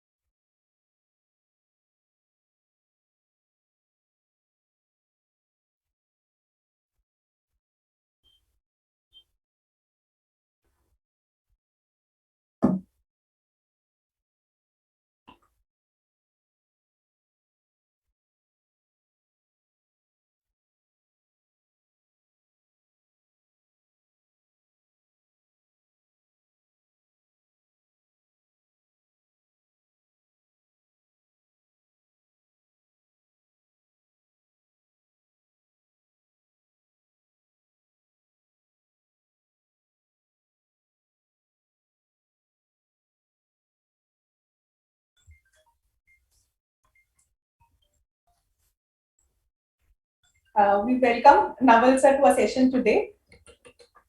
So, as Naval sir has joined our session today, moving forward with the third session, we have CA Naval Kishore Bajaj with us. To introduce Naval Kishore Bajaj, he's a chartered accountant by profession and is a specialist in professional issues related to corporate governance, risk management, regulatory compliance, information technology governance, and forensic accounting or investigations. He's a certified internal auditor, a certified information system auditor, and a forensic accounting professional. In his 15 years of experience, he has served in leadership positions at various multinational companies, spanning multiple industries such as industry automation, automobile, and ITES, and has worked in multicultural environments with professionals hailing across India, Japan, Europe, Asia, and US. He has also been a member of the expert groups of ICIA formulating and revising standards on internal auditing and standards on forensic accounting and investigation. He has trained professionals from SFIO, Department of Telecom, and professional delegates from NHPC, ICSI, PhD chambers, etc., in relation to corporate governance topics. In his personal time, he spends a lot of time analyzing economic affairs with respect to global supply chains, real estate sectors, and macroeconomic factors on investment avenues in India. He's currently serving as the president of Bangalore chapter of Bharatiya Vitt Salakar Samiti, a leading think tank of finance professionals which advises government on various policy matters related to economy, corporate governance, taxation, etc. He's a regular speaker on the topics related to economic policy and corporate governance in various forums such as Indian Institute of Corporate Affairs, the Institute of Chartered Accountants, the Institute of Company Secretary, the Institute of Internal Auditors, and many more.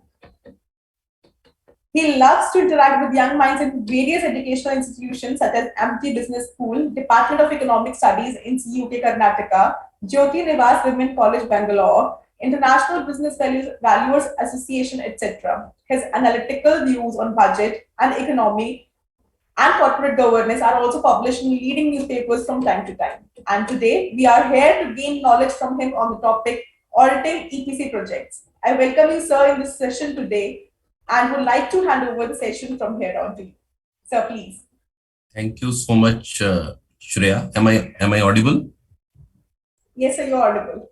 Okay, thank you so much. And first of all, thank you for the elaborate introduction. I was not expecting it.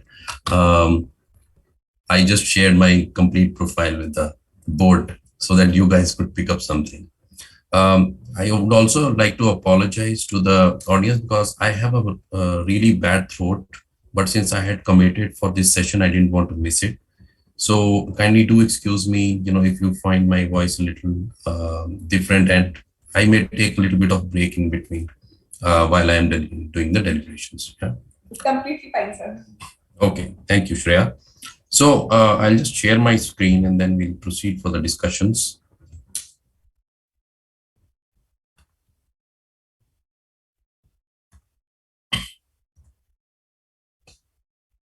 Is the screen visible? Yes, sir.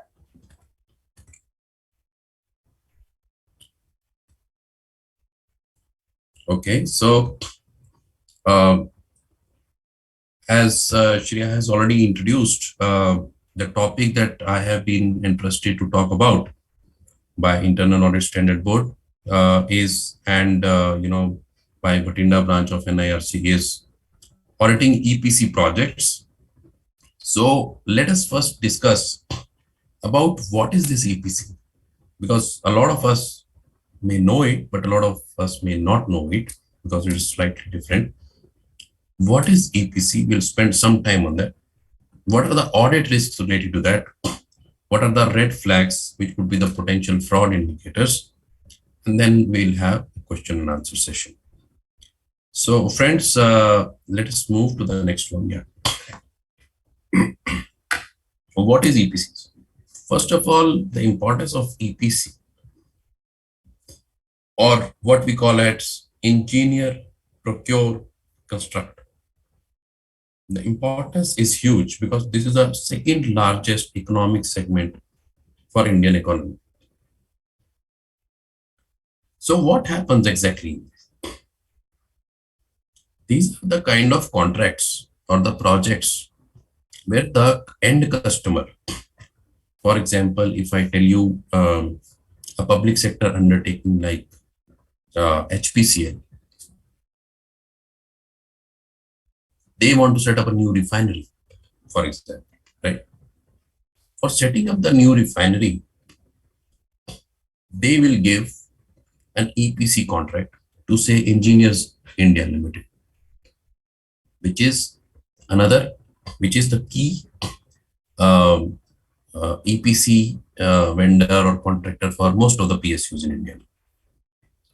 So what will Engineers India Limited do?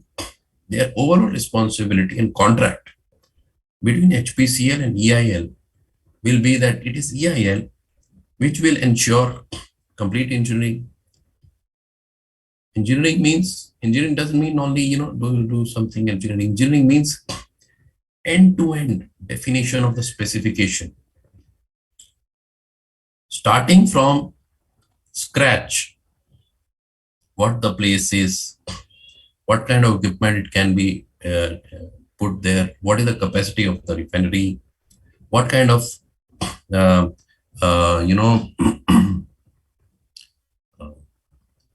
do's and don'ts have to be taken into mind. Very, very technical thing. Not a cup of tea for chartered accountants like us. But we need to at least understand how it works. So first they'll do the engineering, which is the entire design. Then they go to the construction part of it.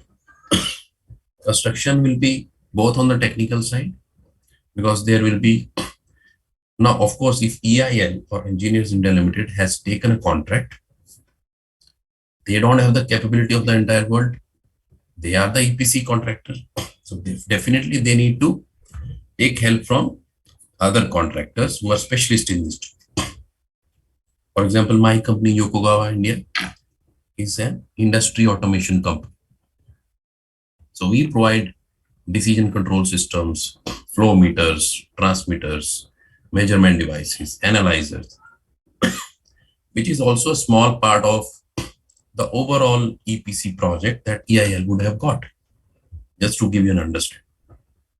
So what will EIL do? EIL will further classify into sub-projects and then identify the vendors or the subcontractors who will do the job, and then the same thing happens further. But the overall responsibility from HPCL point of view will remain with engineers.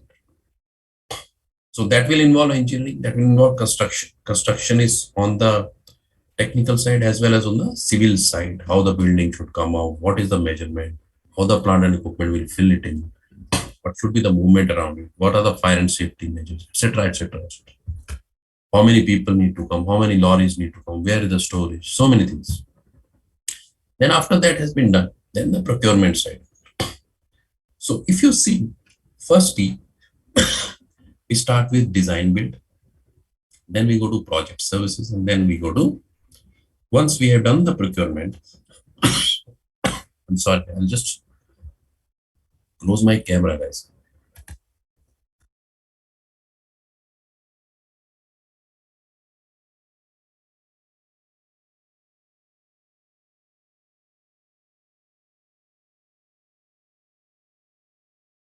Sorry for the break. So after building the design, project services have to be done. And after that, after everything is completed, then project management stage will come, that once that refinery is ready, it will need to be given to the customer, which is HPCL in this case.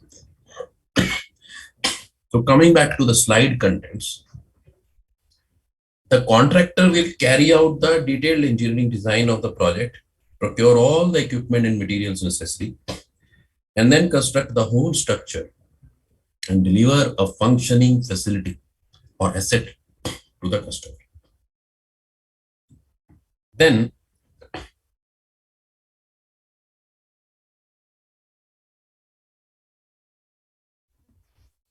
essentially the customer, or HPCL in the example that I gave, passes on these significant risks to the contractor. Uska tension khatam in Hindi, right? He has given it to EIL. Now EIL has to take care of. Why it is preferred? Because these are very complex engineering or proprietary technologies which are involved in oil and gas and process plants. Like, what is process plants? Process plants mean uh, fertilizer industry, chemical industry, those kind of stuff. Or thermal power plants, that kind of stuff. Now, because they require extensive engineering, custom designed equipment, there are very few players who can act as EPC contractor. And every EPC contractor cannot specialize in every EPC contract. Okay.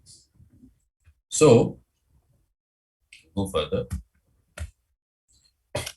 This is the data which I have taken from Tax Guru website. If you look at the data, I'll just give you a few seconds to look at the data and then I'll start my deliberation. Kindly look at this table.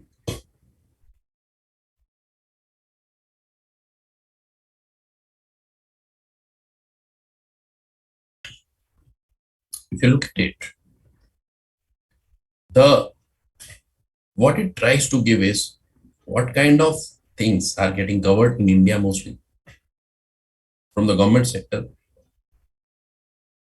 and from the private sector, and what are the models adopted by government.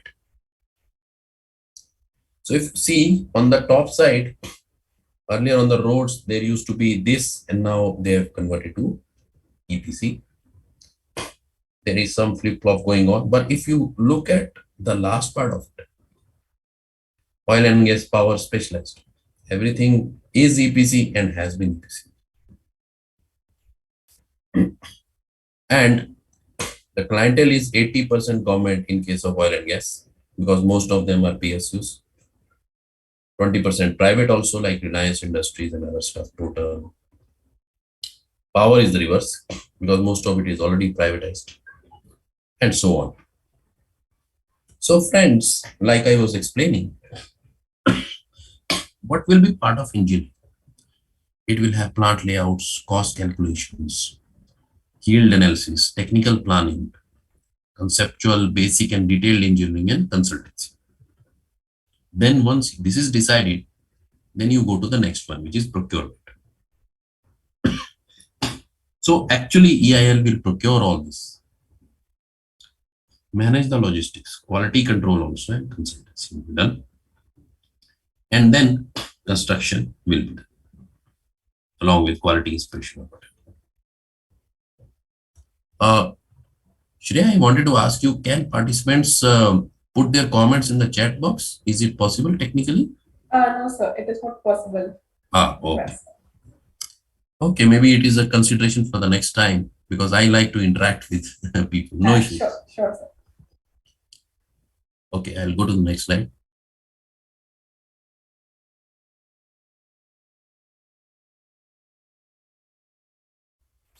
So explaining the engineering, procurement and construction a little bit more. Preparation of designs, plans and technical specifications of the equipment. Then preparation of performance standards, means this particular equipment will perform at this standard. These are very technical stuff, but engineers understand it like by heart.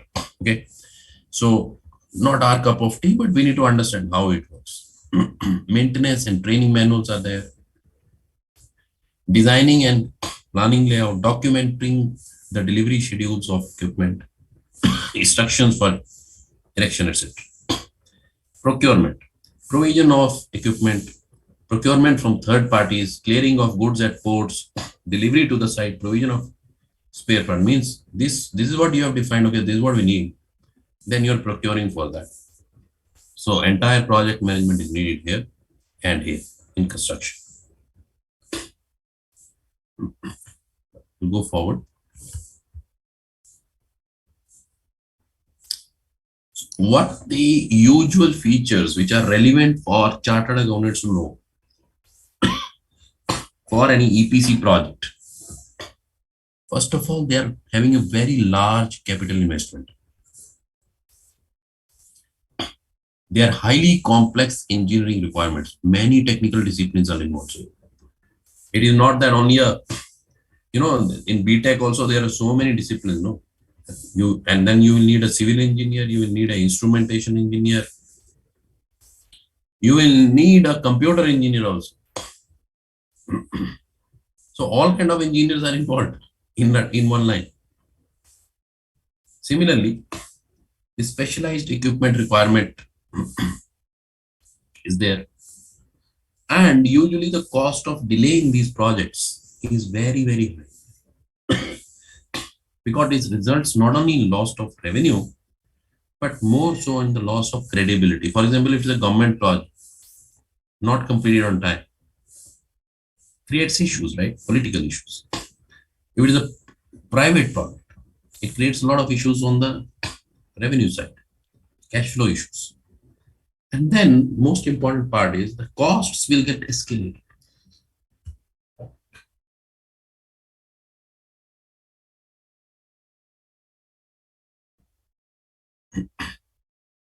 The costs are nothing but a direct result of your raw material costs. Whenever you're putting such kind of a piece, that's why I put this picture. You can see a lot of steel here, right? And you would also know how the steel prices have been going in last 1 year. Now, if the project gets delayed by 1 year, do you think that your contractors are going to do it in the same price? Even if you have the best of the contracts, they cannot, because it becomes unviable. So therefore, completing a project on time. And then if you end up, delaying a project by 3 to 4 years,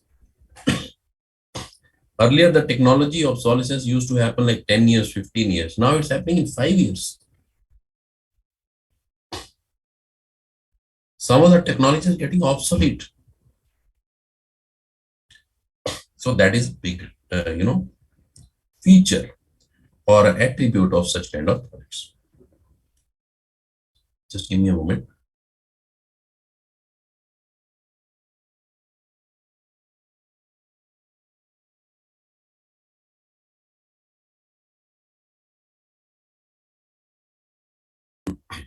Sorry. So the EPC contractor is responsible for commissioning on time, quality, and bearing the costs of the scheduled stages. Normally in the contract it is like that. But the contract is also generally saying that, boss, if you are delaying it, then it's not my baby. Then you have to bear it. We go forward. So each project will usually have engineering costs, material costs, and construction costs, as is clear from whatever I've discussed so far. The project budgets are given to subcontractors based on target price. Okay.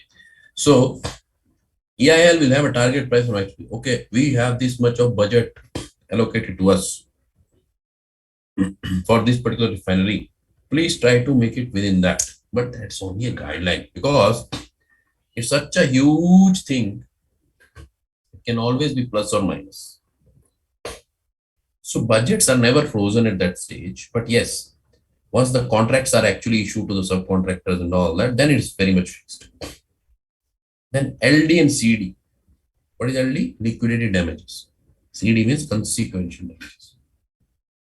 They are very severe in these kind of matters. Liquidated damages are the damages usually applied when a contractor will delay the delivery. It will say 5% of the contract price, 10% of the contract price. Means huge. What is the margin in these kind of projects? The margins are quite competitive. The GP, ideal GP will 20%. Ideal OP will be 7 to 8%. And उसके ऊपर 10% LD लग गया तो उसका तो is finished. So that is why I'm saying the LD are very severe. What are consequential damages? Consequential damages are the damages, for example, if something happens in the plant You have already delivered the project. Something happens in the plant because of your equipment. Consequent to failure in your equipment, something else happens in the plant because of which someone loses his life, because it's a hazardous process. For example, the alarm was not there, there was a fire, and something happened. So the contracts will generally put these kind of consequential damages, and the vendors on the other side will never accept these kind of. This is always a cat and mouse game between the legal guys of both the sides. Although in the PSUs it's no negotiation, so you can't do anything, but private sector always this negotiation goes on. And then these projects could be tender based, means it goes to the lowest. Just a moment.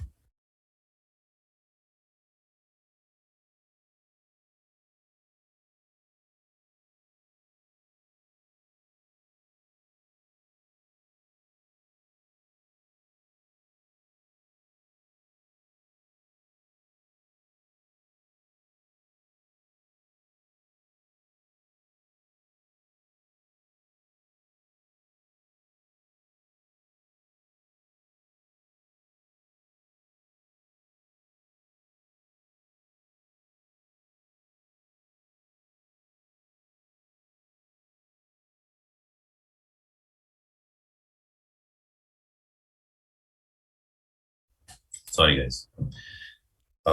So these projects, they could be tender based, means it goes to the lowest bid, subject to passing in the technical round. Or it could be variation orders that the EPC contractor has already got his system there. Now it has to go to the same guy.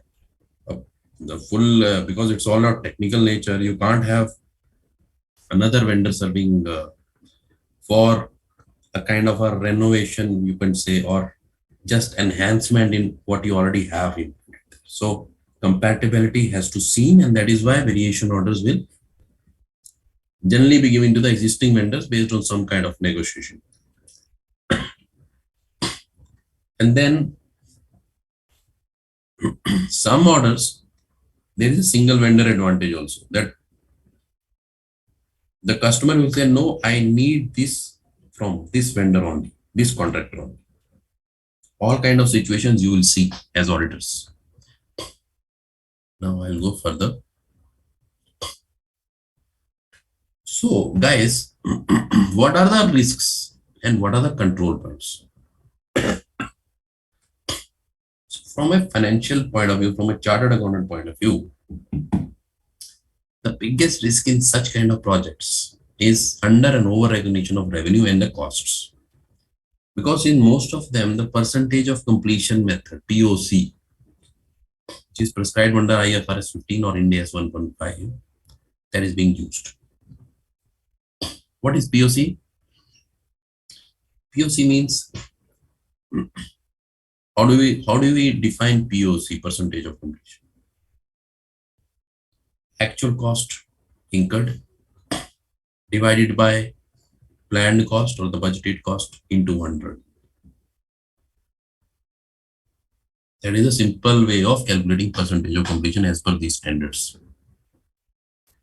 Now, on the face of it, looks very easy and very logical, but it has its own challenges.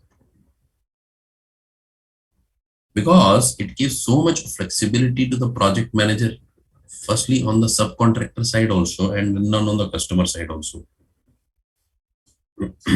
Therefore, unless and until the bill of material is not defined properly, the project managers can always manipulate the revenue and the costs.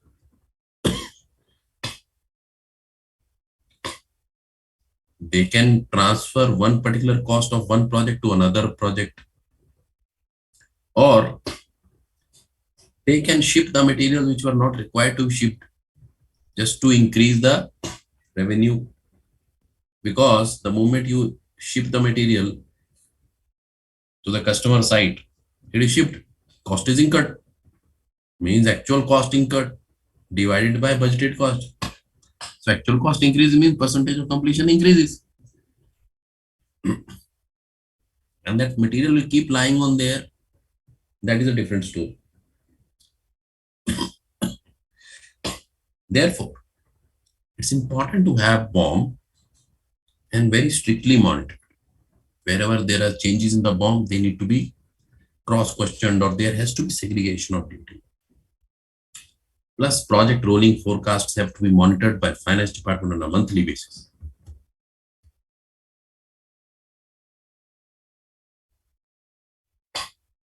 Whenever the BOM changes, generally you will see the planned cost could also change. Simply, if a project manager simply wants to keep a provision, he has already met his target for this month or this quarter or this half year. His KPIs of this much profit has to be done and this much of sale has to be done. If he has already achieved that, he will try to underplay. He will try to make the hidden provision. How he will do that? He will simply increase the cost to complete. Now, unless and until the process is strong about how to change that cost to control, cost to come, sorry, not cost to control, cost to come, CTC, they can always play around. Therefore, wherever they are changing this, ultimately it will impact the GP percentage. Because the moment your actual cost remains the same, but budgeted cost increases or decreases, it will impact your GP. Therefore, having GP variation review is very important. Wherever there is a GP variation, specific segregation of duty review at the leadership level is must.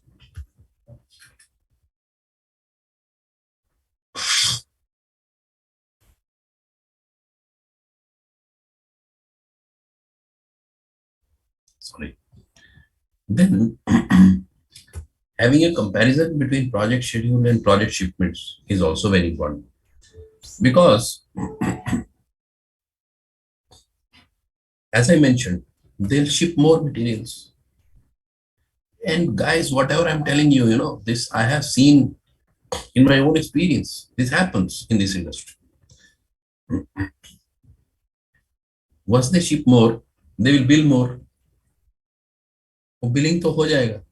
But it will keep standing in the account receivable. Customer is not going to pay unless and until actually the project milestone is achieved. So, account receivable monitoring, aging of that, line by line, reason by reason for each of the lines has to be done. Then only the control will come. And then, friends, there is a concept called retention in this industry. What does retention means? If you bill, the customer says, if you bill me 100 rupees today, out of those 100, I'll keep 10 rupees for now as a retention amount, which I will pay you only at the successful completion of the project. And this is very much defined in the contract. So you would have billed it, but there would be some retention amount. So you have to remove the retention amount from the account receivable reports and see what are the actual account receivable and what are their aging. Because retention amount will generally usually have, 1 year will be very easily there.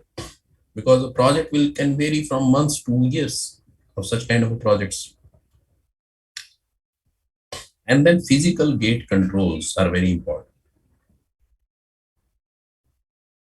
When an item is moving out, proper approval is there or not, gate pass is there or not, billing is there or not, etc. So friends, I hope, now I cannot see your comments, but at least I hope that you would have understood financial risks. This is the biggest risk in the EPC from a CA point of view. I'm not saying this is the only risk, but this is the risk very relevant for chartered accountants who are going to audit. Then there are operational risks, wastages, inefficiencies.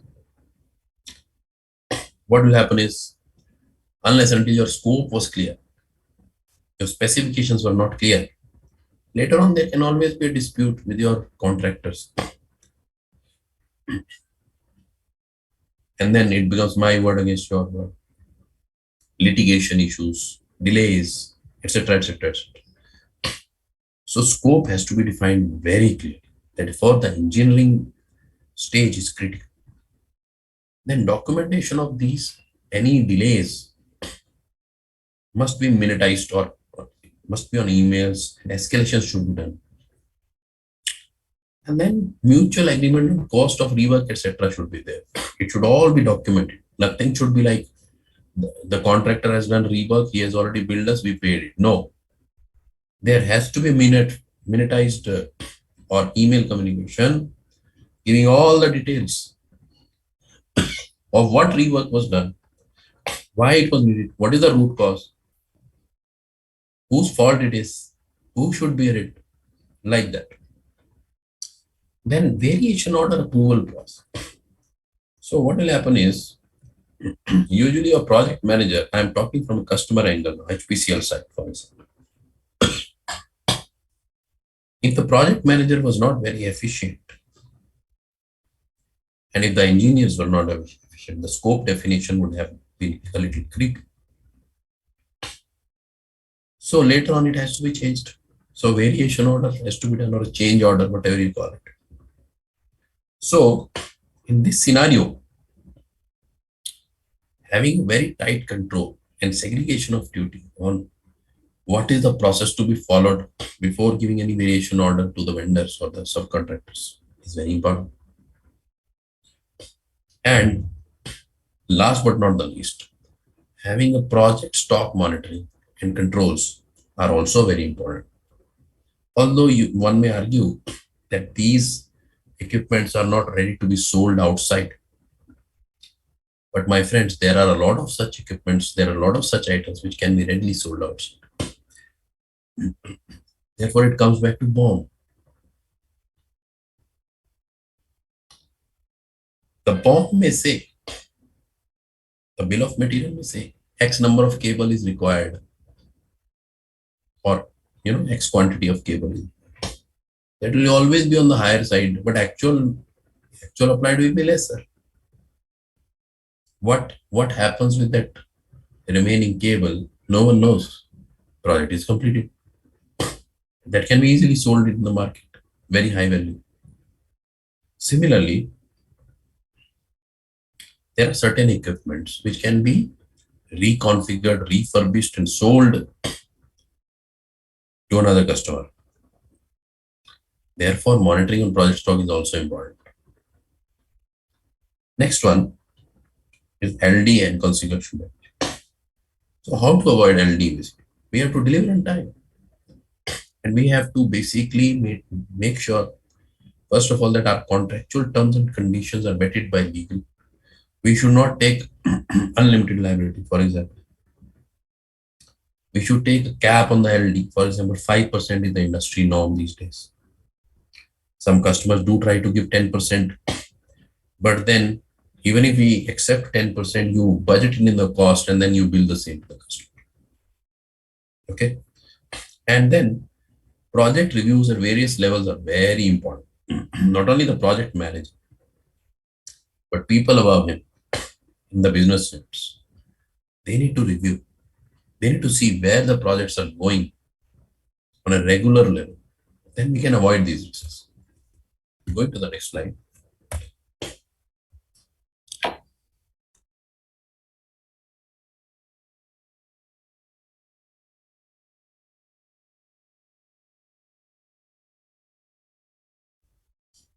The other financial risk, which is very prevalent in EPC projects, is under and overpayment or duplicate payments. Very regular risk. Now, one may see, how come? How is this possible? It is possible because how do you know that for the same item that you already shipped by the vendor to us, he has not billed it again? Who will keep a track of it? Because you are monitoring at a project level. You are monitoring, okay, 10 crores or 100 crores project, out of which how much has been spent. We will go to the line items here. Whether one equipment was required, two required, or five required, it's the job of the lower level people, like project level people. So there is a high risk of duplicate payments, and this happens unless and until you have proper process controls on the project inventory. Again, now considering that HPCL has given it to EIL, and EIL will give us a one ticket size to say Yokogawa or any other corporate. They will say, boss, we have asked you to do this job in this much of cost. Now, whether you are sending 2, 3, 5, we don't bother.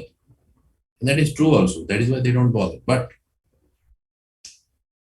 eventually what happens is during the final reconciliation at the end of the project, if the costs go higher, then there is always a negotiation. Please pay us more. Or if not in that project, in the next project, they will start, doing negotiations. Sir, last project में इतना loss हुआ था, please इसमें compensate करो.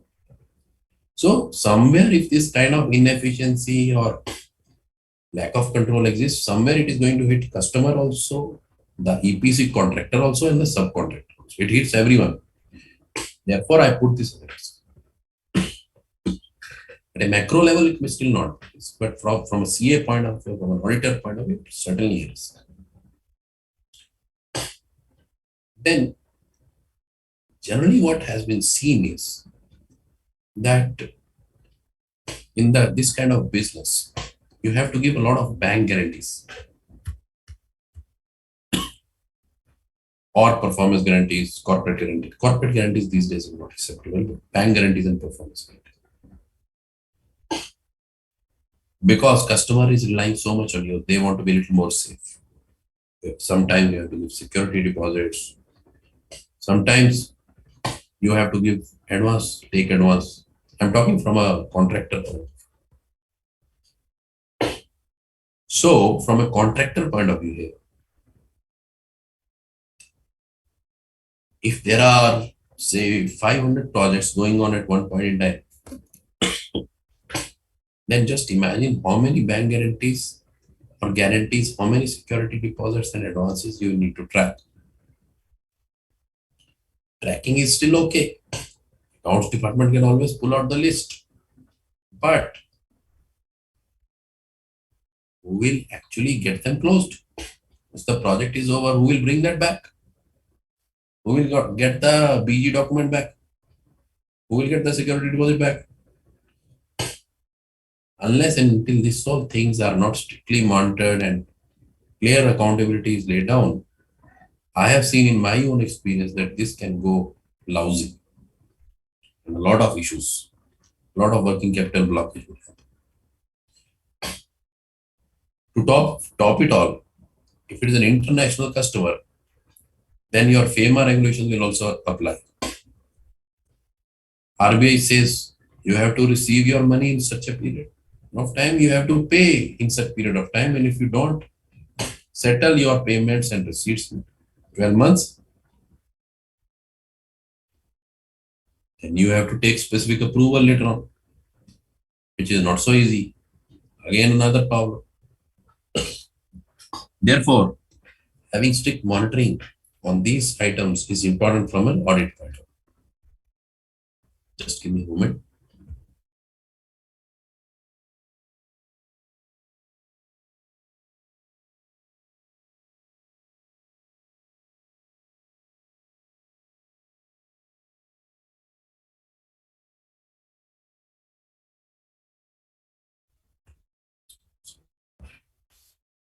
Next, there are some other risks that I have tried to put in the slide. A cash flow management risk.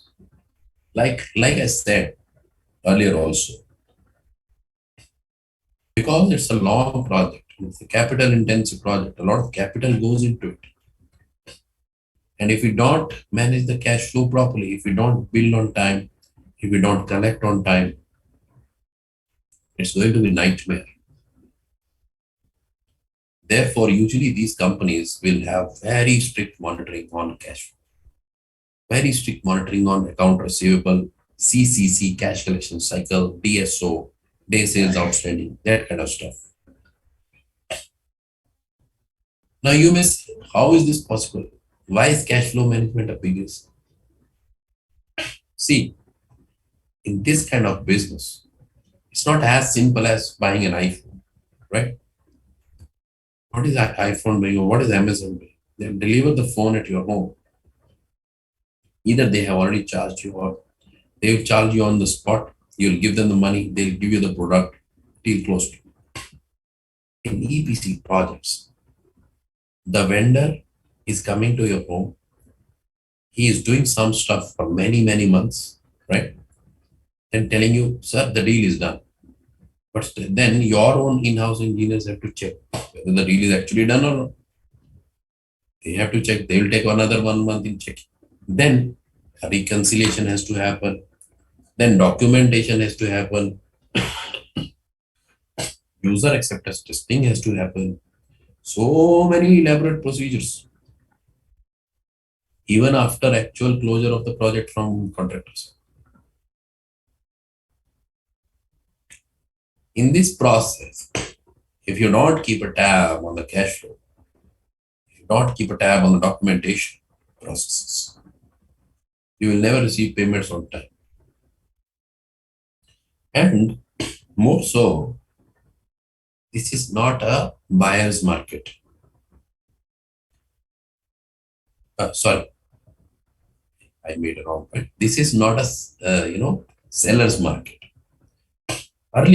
In earlier situation like 10 years ago, 15 years ago, there were very few players who used to provide such kind of services. Now, because of government policy, because of technological adoption, because of many factors, there are many, many players. And therefore, competition is tough. Because the competition is tough, the margins are getting lower. If the margin is already lower and on top of that your working capital is stuck, then you can imagine what happens to the company in the long run, right? Now, next I'll go to budget swap between projects. This is a very, very realistic risk. It can easily happen if one project manager is dealing with one single vendor on services side, right, which is providing only services, and wants to just maintain the GP percentage of one project a little healthy, in the other project a little moderate, he can always do that. Usually the companies will have policies that, okay, if the project budget is hitting less than 2%, then CFO review will be required. You will have to answer 100 questions to the CFO. If it goes beyond 0% or negative, you have to answer so many questions to the CEO. Now, if I am a project manager, I have two projects. One is doing very healthy, 20% GP. Another one is like 1.5%. I'll have a very clear motivation to transfer some of the costs of this healthy project, to transfer some of the costs of this non-profitable project to the profitable one. By that, I can avoid management review and a lot of dictation that will come my way, right?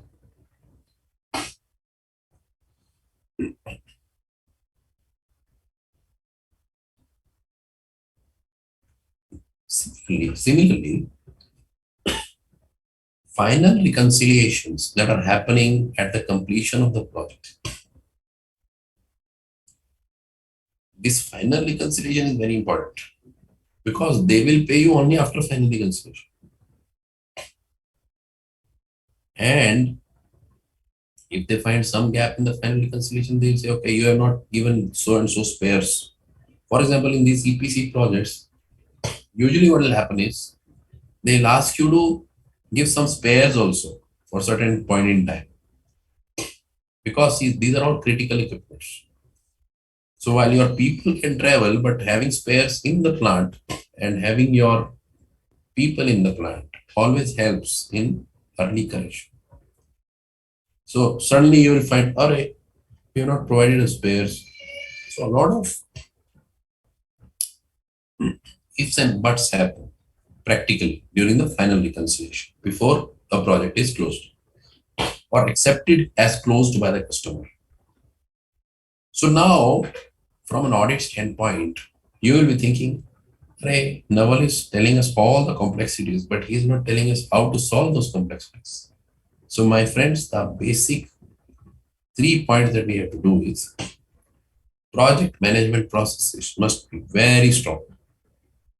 First of all, there has to be processes which define what project managers have to do. SOPs should be very clear.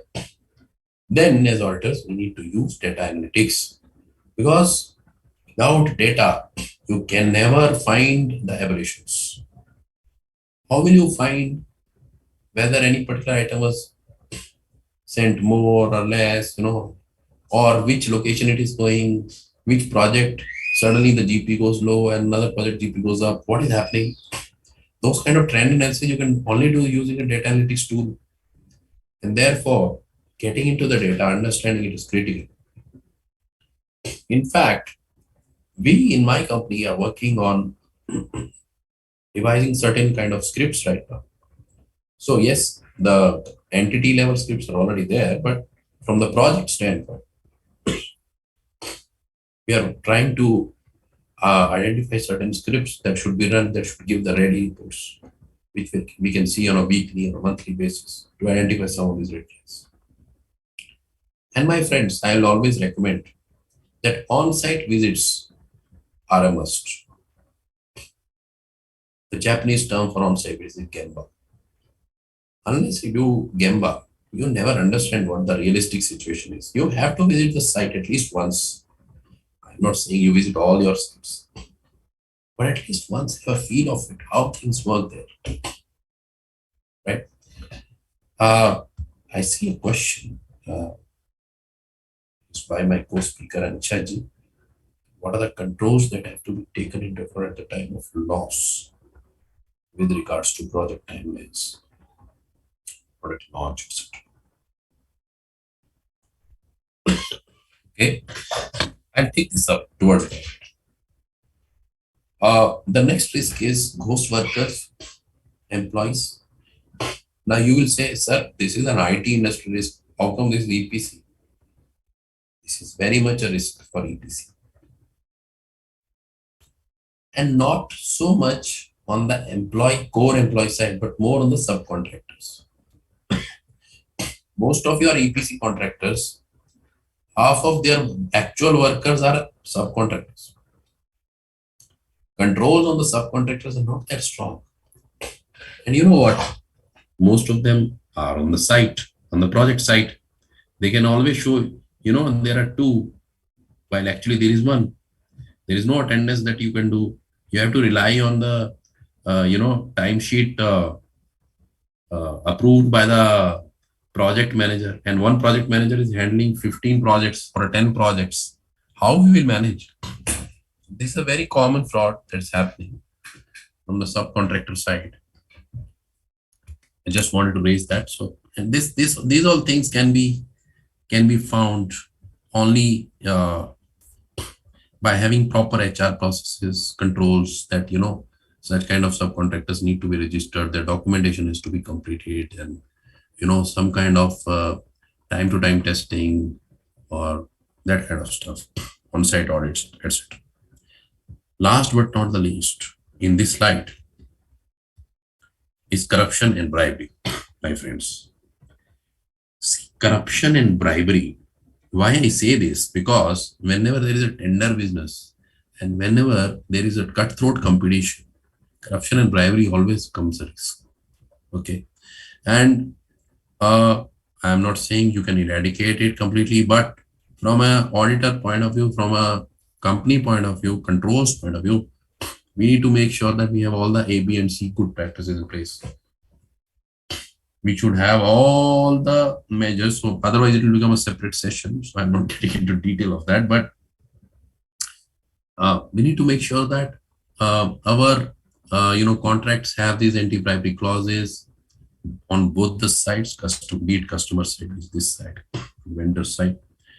We need to have fairness sessions. We need to have a whistleblower mechanism. We need to have standard terms and conditions, which need to have these kind of clauses. We need to create a culture where people will report such kind of issues, that kind of stuff, so that even if tomorrow it is found out that someone was bribing someone, it doesn't come to the company, right? So these are some of the key risks that I thought were important to be shared with you guys.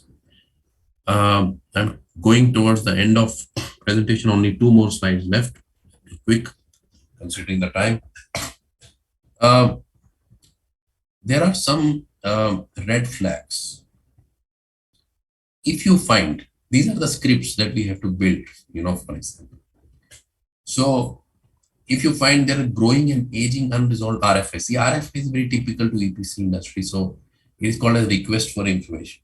Generally, there is a process, very stringent and very strong process of sending RFIs in the EPC business from the customer side to the contractors. So if there are any growing and aging unresolved RFIs, it's a red flag. Are there any missed milestones, scheduled slippages? It's a red flag. Get into it, what it is, ask people. Then check whatever they explain, whether the data is saying the same story or it's different. Then late or slow invoices are coming, missing, lost documentation, reluctance to schedule meetings, auditor avoidance, for example, contractor information barriers.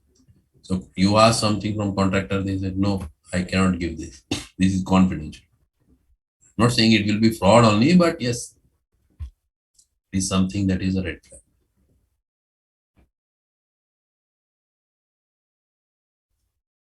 Then inability to agree on the progress. I mean, contractor is saying I have done X percentage. Customer is saying you have done X minus alpha. Wherever there is a gap, definitely something is fishy. So if your final reconciliation is taking too much of time, it's a red flag.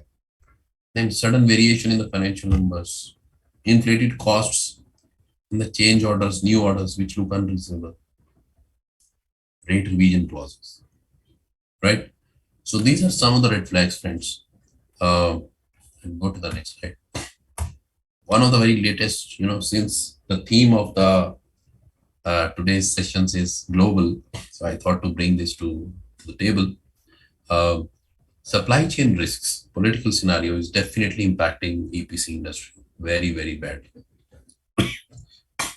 China being the hub of manufacturing for the world, because of India-China scenario last year, we had huge issues, delays. Then COVID brought, so many issues. Supply chain costs went up by 300 to 400%. Delays are hitting the contractors very badly.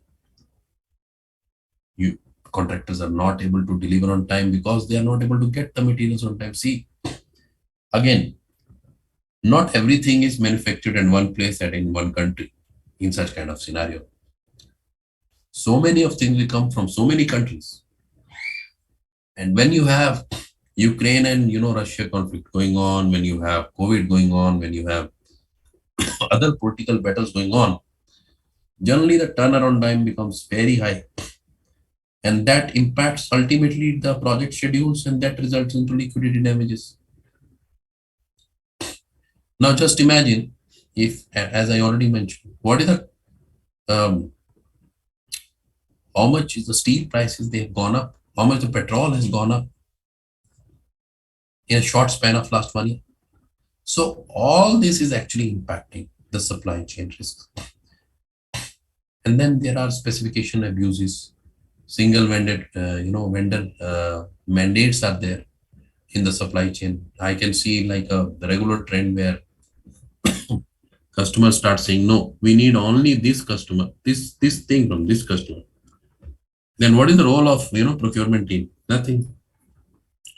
But then you have to challenge them. Okay, could we not have agreed something else with the customer? What is the proof that it is customer requirement, not our project manager requirement? So from an audit point of view, we have to understand these scenarios, see what kind of things could have been done internally. For example, for the delays, would we have, just a moment.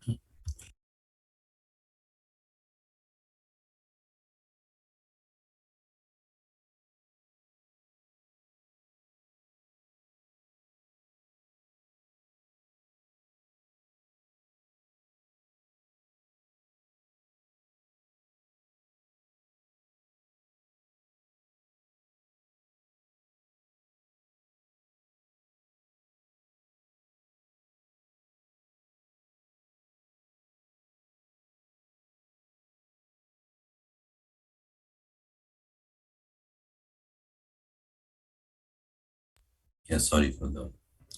Yeah, I was saying that for the delays, turnaround time, as internal auditors, we can always say, we can always go to our procurement team or the project teams asking them, okay, fine.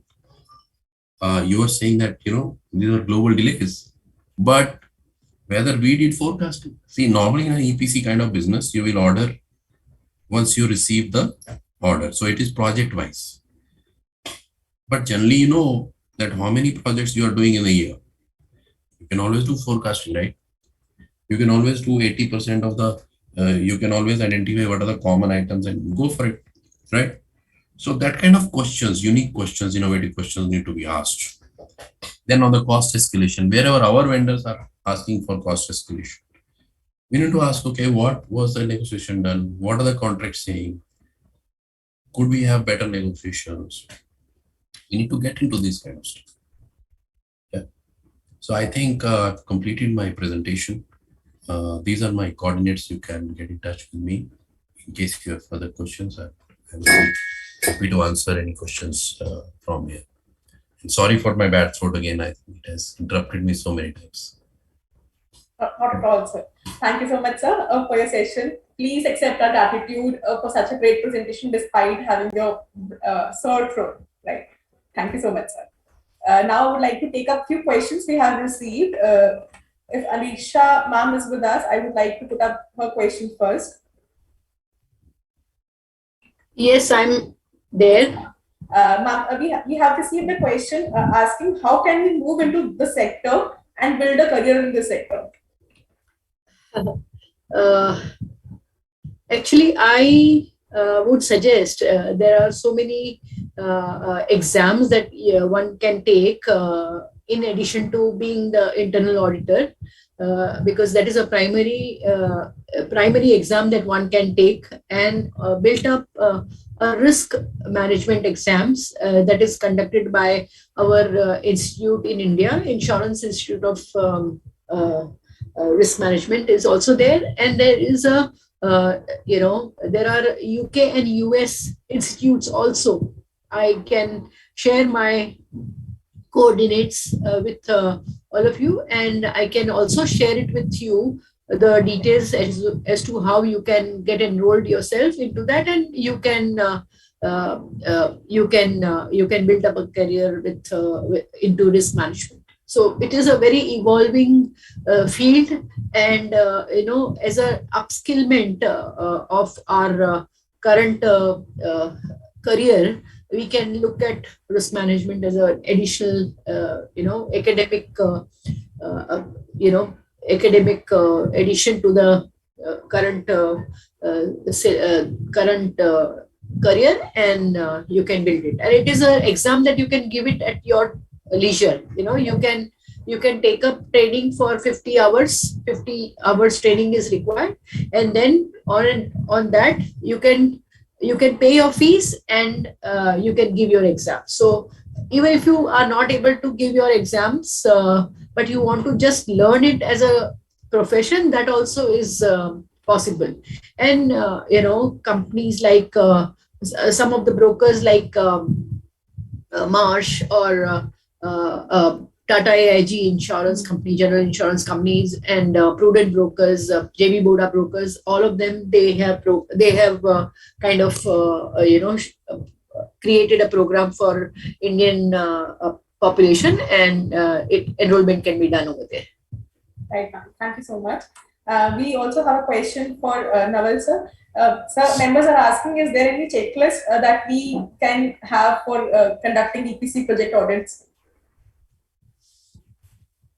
First of all, internal audit is never a checklist based audit. Right. Full stop. Whoever is asking is not doing internal audit. But still, to be fair, because I don't consider any question as a stupid question. So just I'll try to answer that. See, whenever we are doing an internal audit, we have to first look at, what are the processes applicable to the scope of audit that has been given to us. Okay, that will be obviously given by some seniors. Maybe it is a chief internal auditor in the company, or maybe it is given by a partner in a particular firm, right? So once we receive the scope of audit, we need to understand for each of those points how the process works for that particular process, or for that particular industry, for that particular company. Even within company, there could be so many divisions which could have different processes for the same thing, because the same company would have grown by acquisition, merger and acquisition would have happened. I have worked in such companies where the same company, when you go to Norway, it has a different process. When you go to Australia, it has a different process. When you go to Spain, it has a different process for the same thing. So my only advice is focus on the risks that should be there in your mind. But when you interview the auditees, don't jump on the risks. Just ask them to explain how the process works. Let them explain the process. Then read out the written down documented policies. Then again have one more meeting where, after understanding this initial thing, then go to the risks that I've shared in this in my presentation, which will be circulated also, and then you will automatically come to the conclusion of what are the checklist for that particular company. But I can never give you one checklist which is applicable for across. Okay. Now, one more thing. Institute of Chartered Accountants has some technical guides which are freely downloadable from the website. You can always have a look there. I think some of them are applicable to oil and gas industries, but I don't remember whether anything is available on the EPC contracts. Again, that is a technical guide. It's not a checklist, but yes, it will help you in identifying some of those things. Thank you. Thanks, sir. So we also have one more query for you. The query says, modifications or variation orders are the most frequent red flags. Is it correct? Naval sir.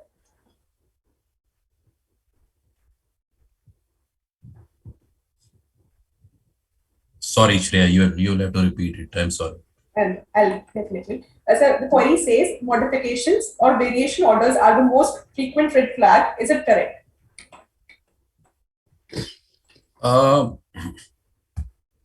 If you are on the contractor side, for you they are good, because normally you will get a better margin. But if you are on the side when you are giving the order, definitely I will not say they are a red flag. They are a norm. They do happen. They are required to happen. But they will become a red flag if there is no proper procedure around it. There has to be proper segregation of duty around it. I hope I answered your question. Right. Thank you, sir. Thanks so much, sir. I'm glad that our speakers reserved time to field questions, and your answers were very insightful. So the entire session of today was very resourceful, and we all have gained a lot today. We gained insights into the internal audit from the chair of the CFO, how risks need to be managed in this new era from Anisha ma'am, and then we also learned how can we go about auditing of engineer procure concrete, that is EPC projects. And for this, I would like to thank our keynote speakers, CA Amit Bajoria in absentia, Ms. Anisha Udeshi, CA Naval Kishore Bajaj, and for Thank spending you. your time today. I would also like to thank the Internal Audit Standards Board Committee for organizing such events, and also would like to thank the Bathinda branch of NIRC for hosting it today. And along with it, I would also like to thank the technical team handling it at the back end. Last but not the least, thank you to all the members for joining today. That was all for the day, and I bid a goodbye to everyone. That's all for the day. Thank you. Thank you very Thanks to much. you also, Shreya. You moderated well. Thank you so much, sir. Thank you.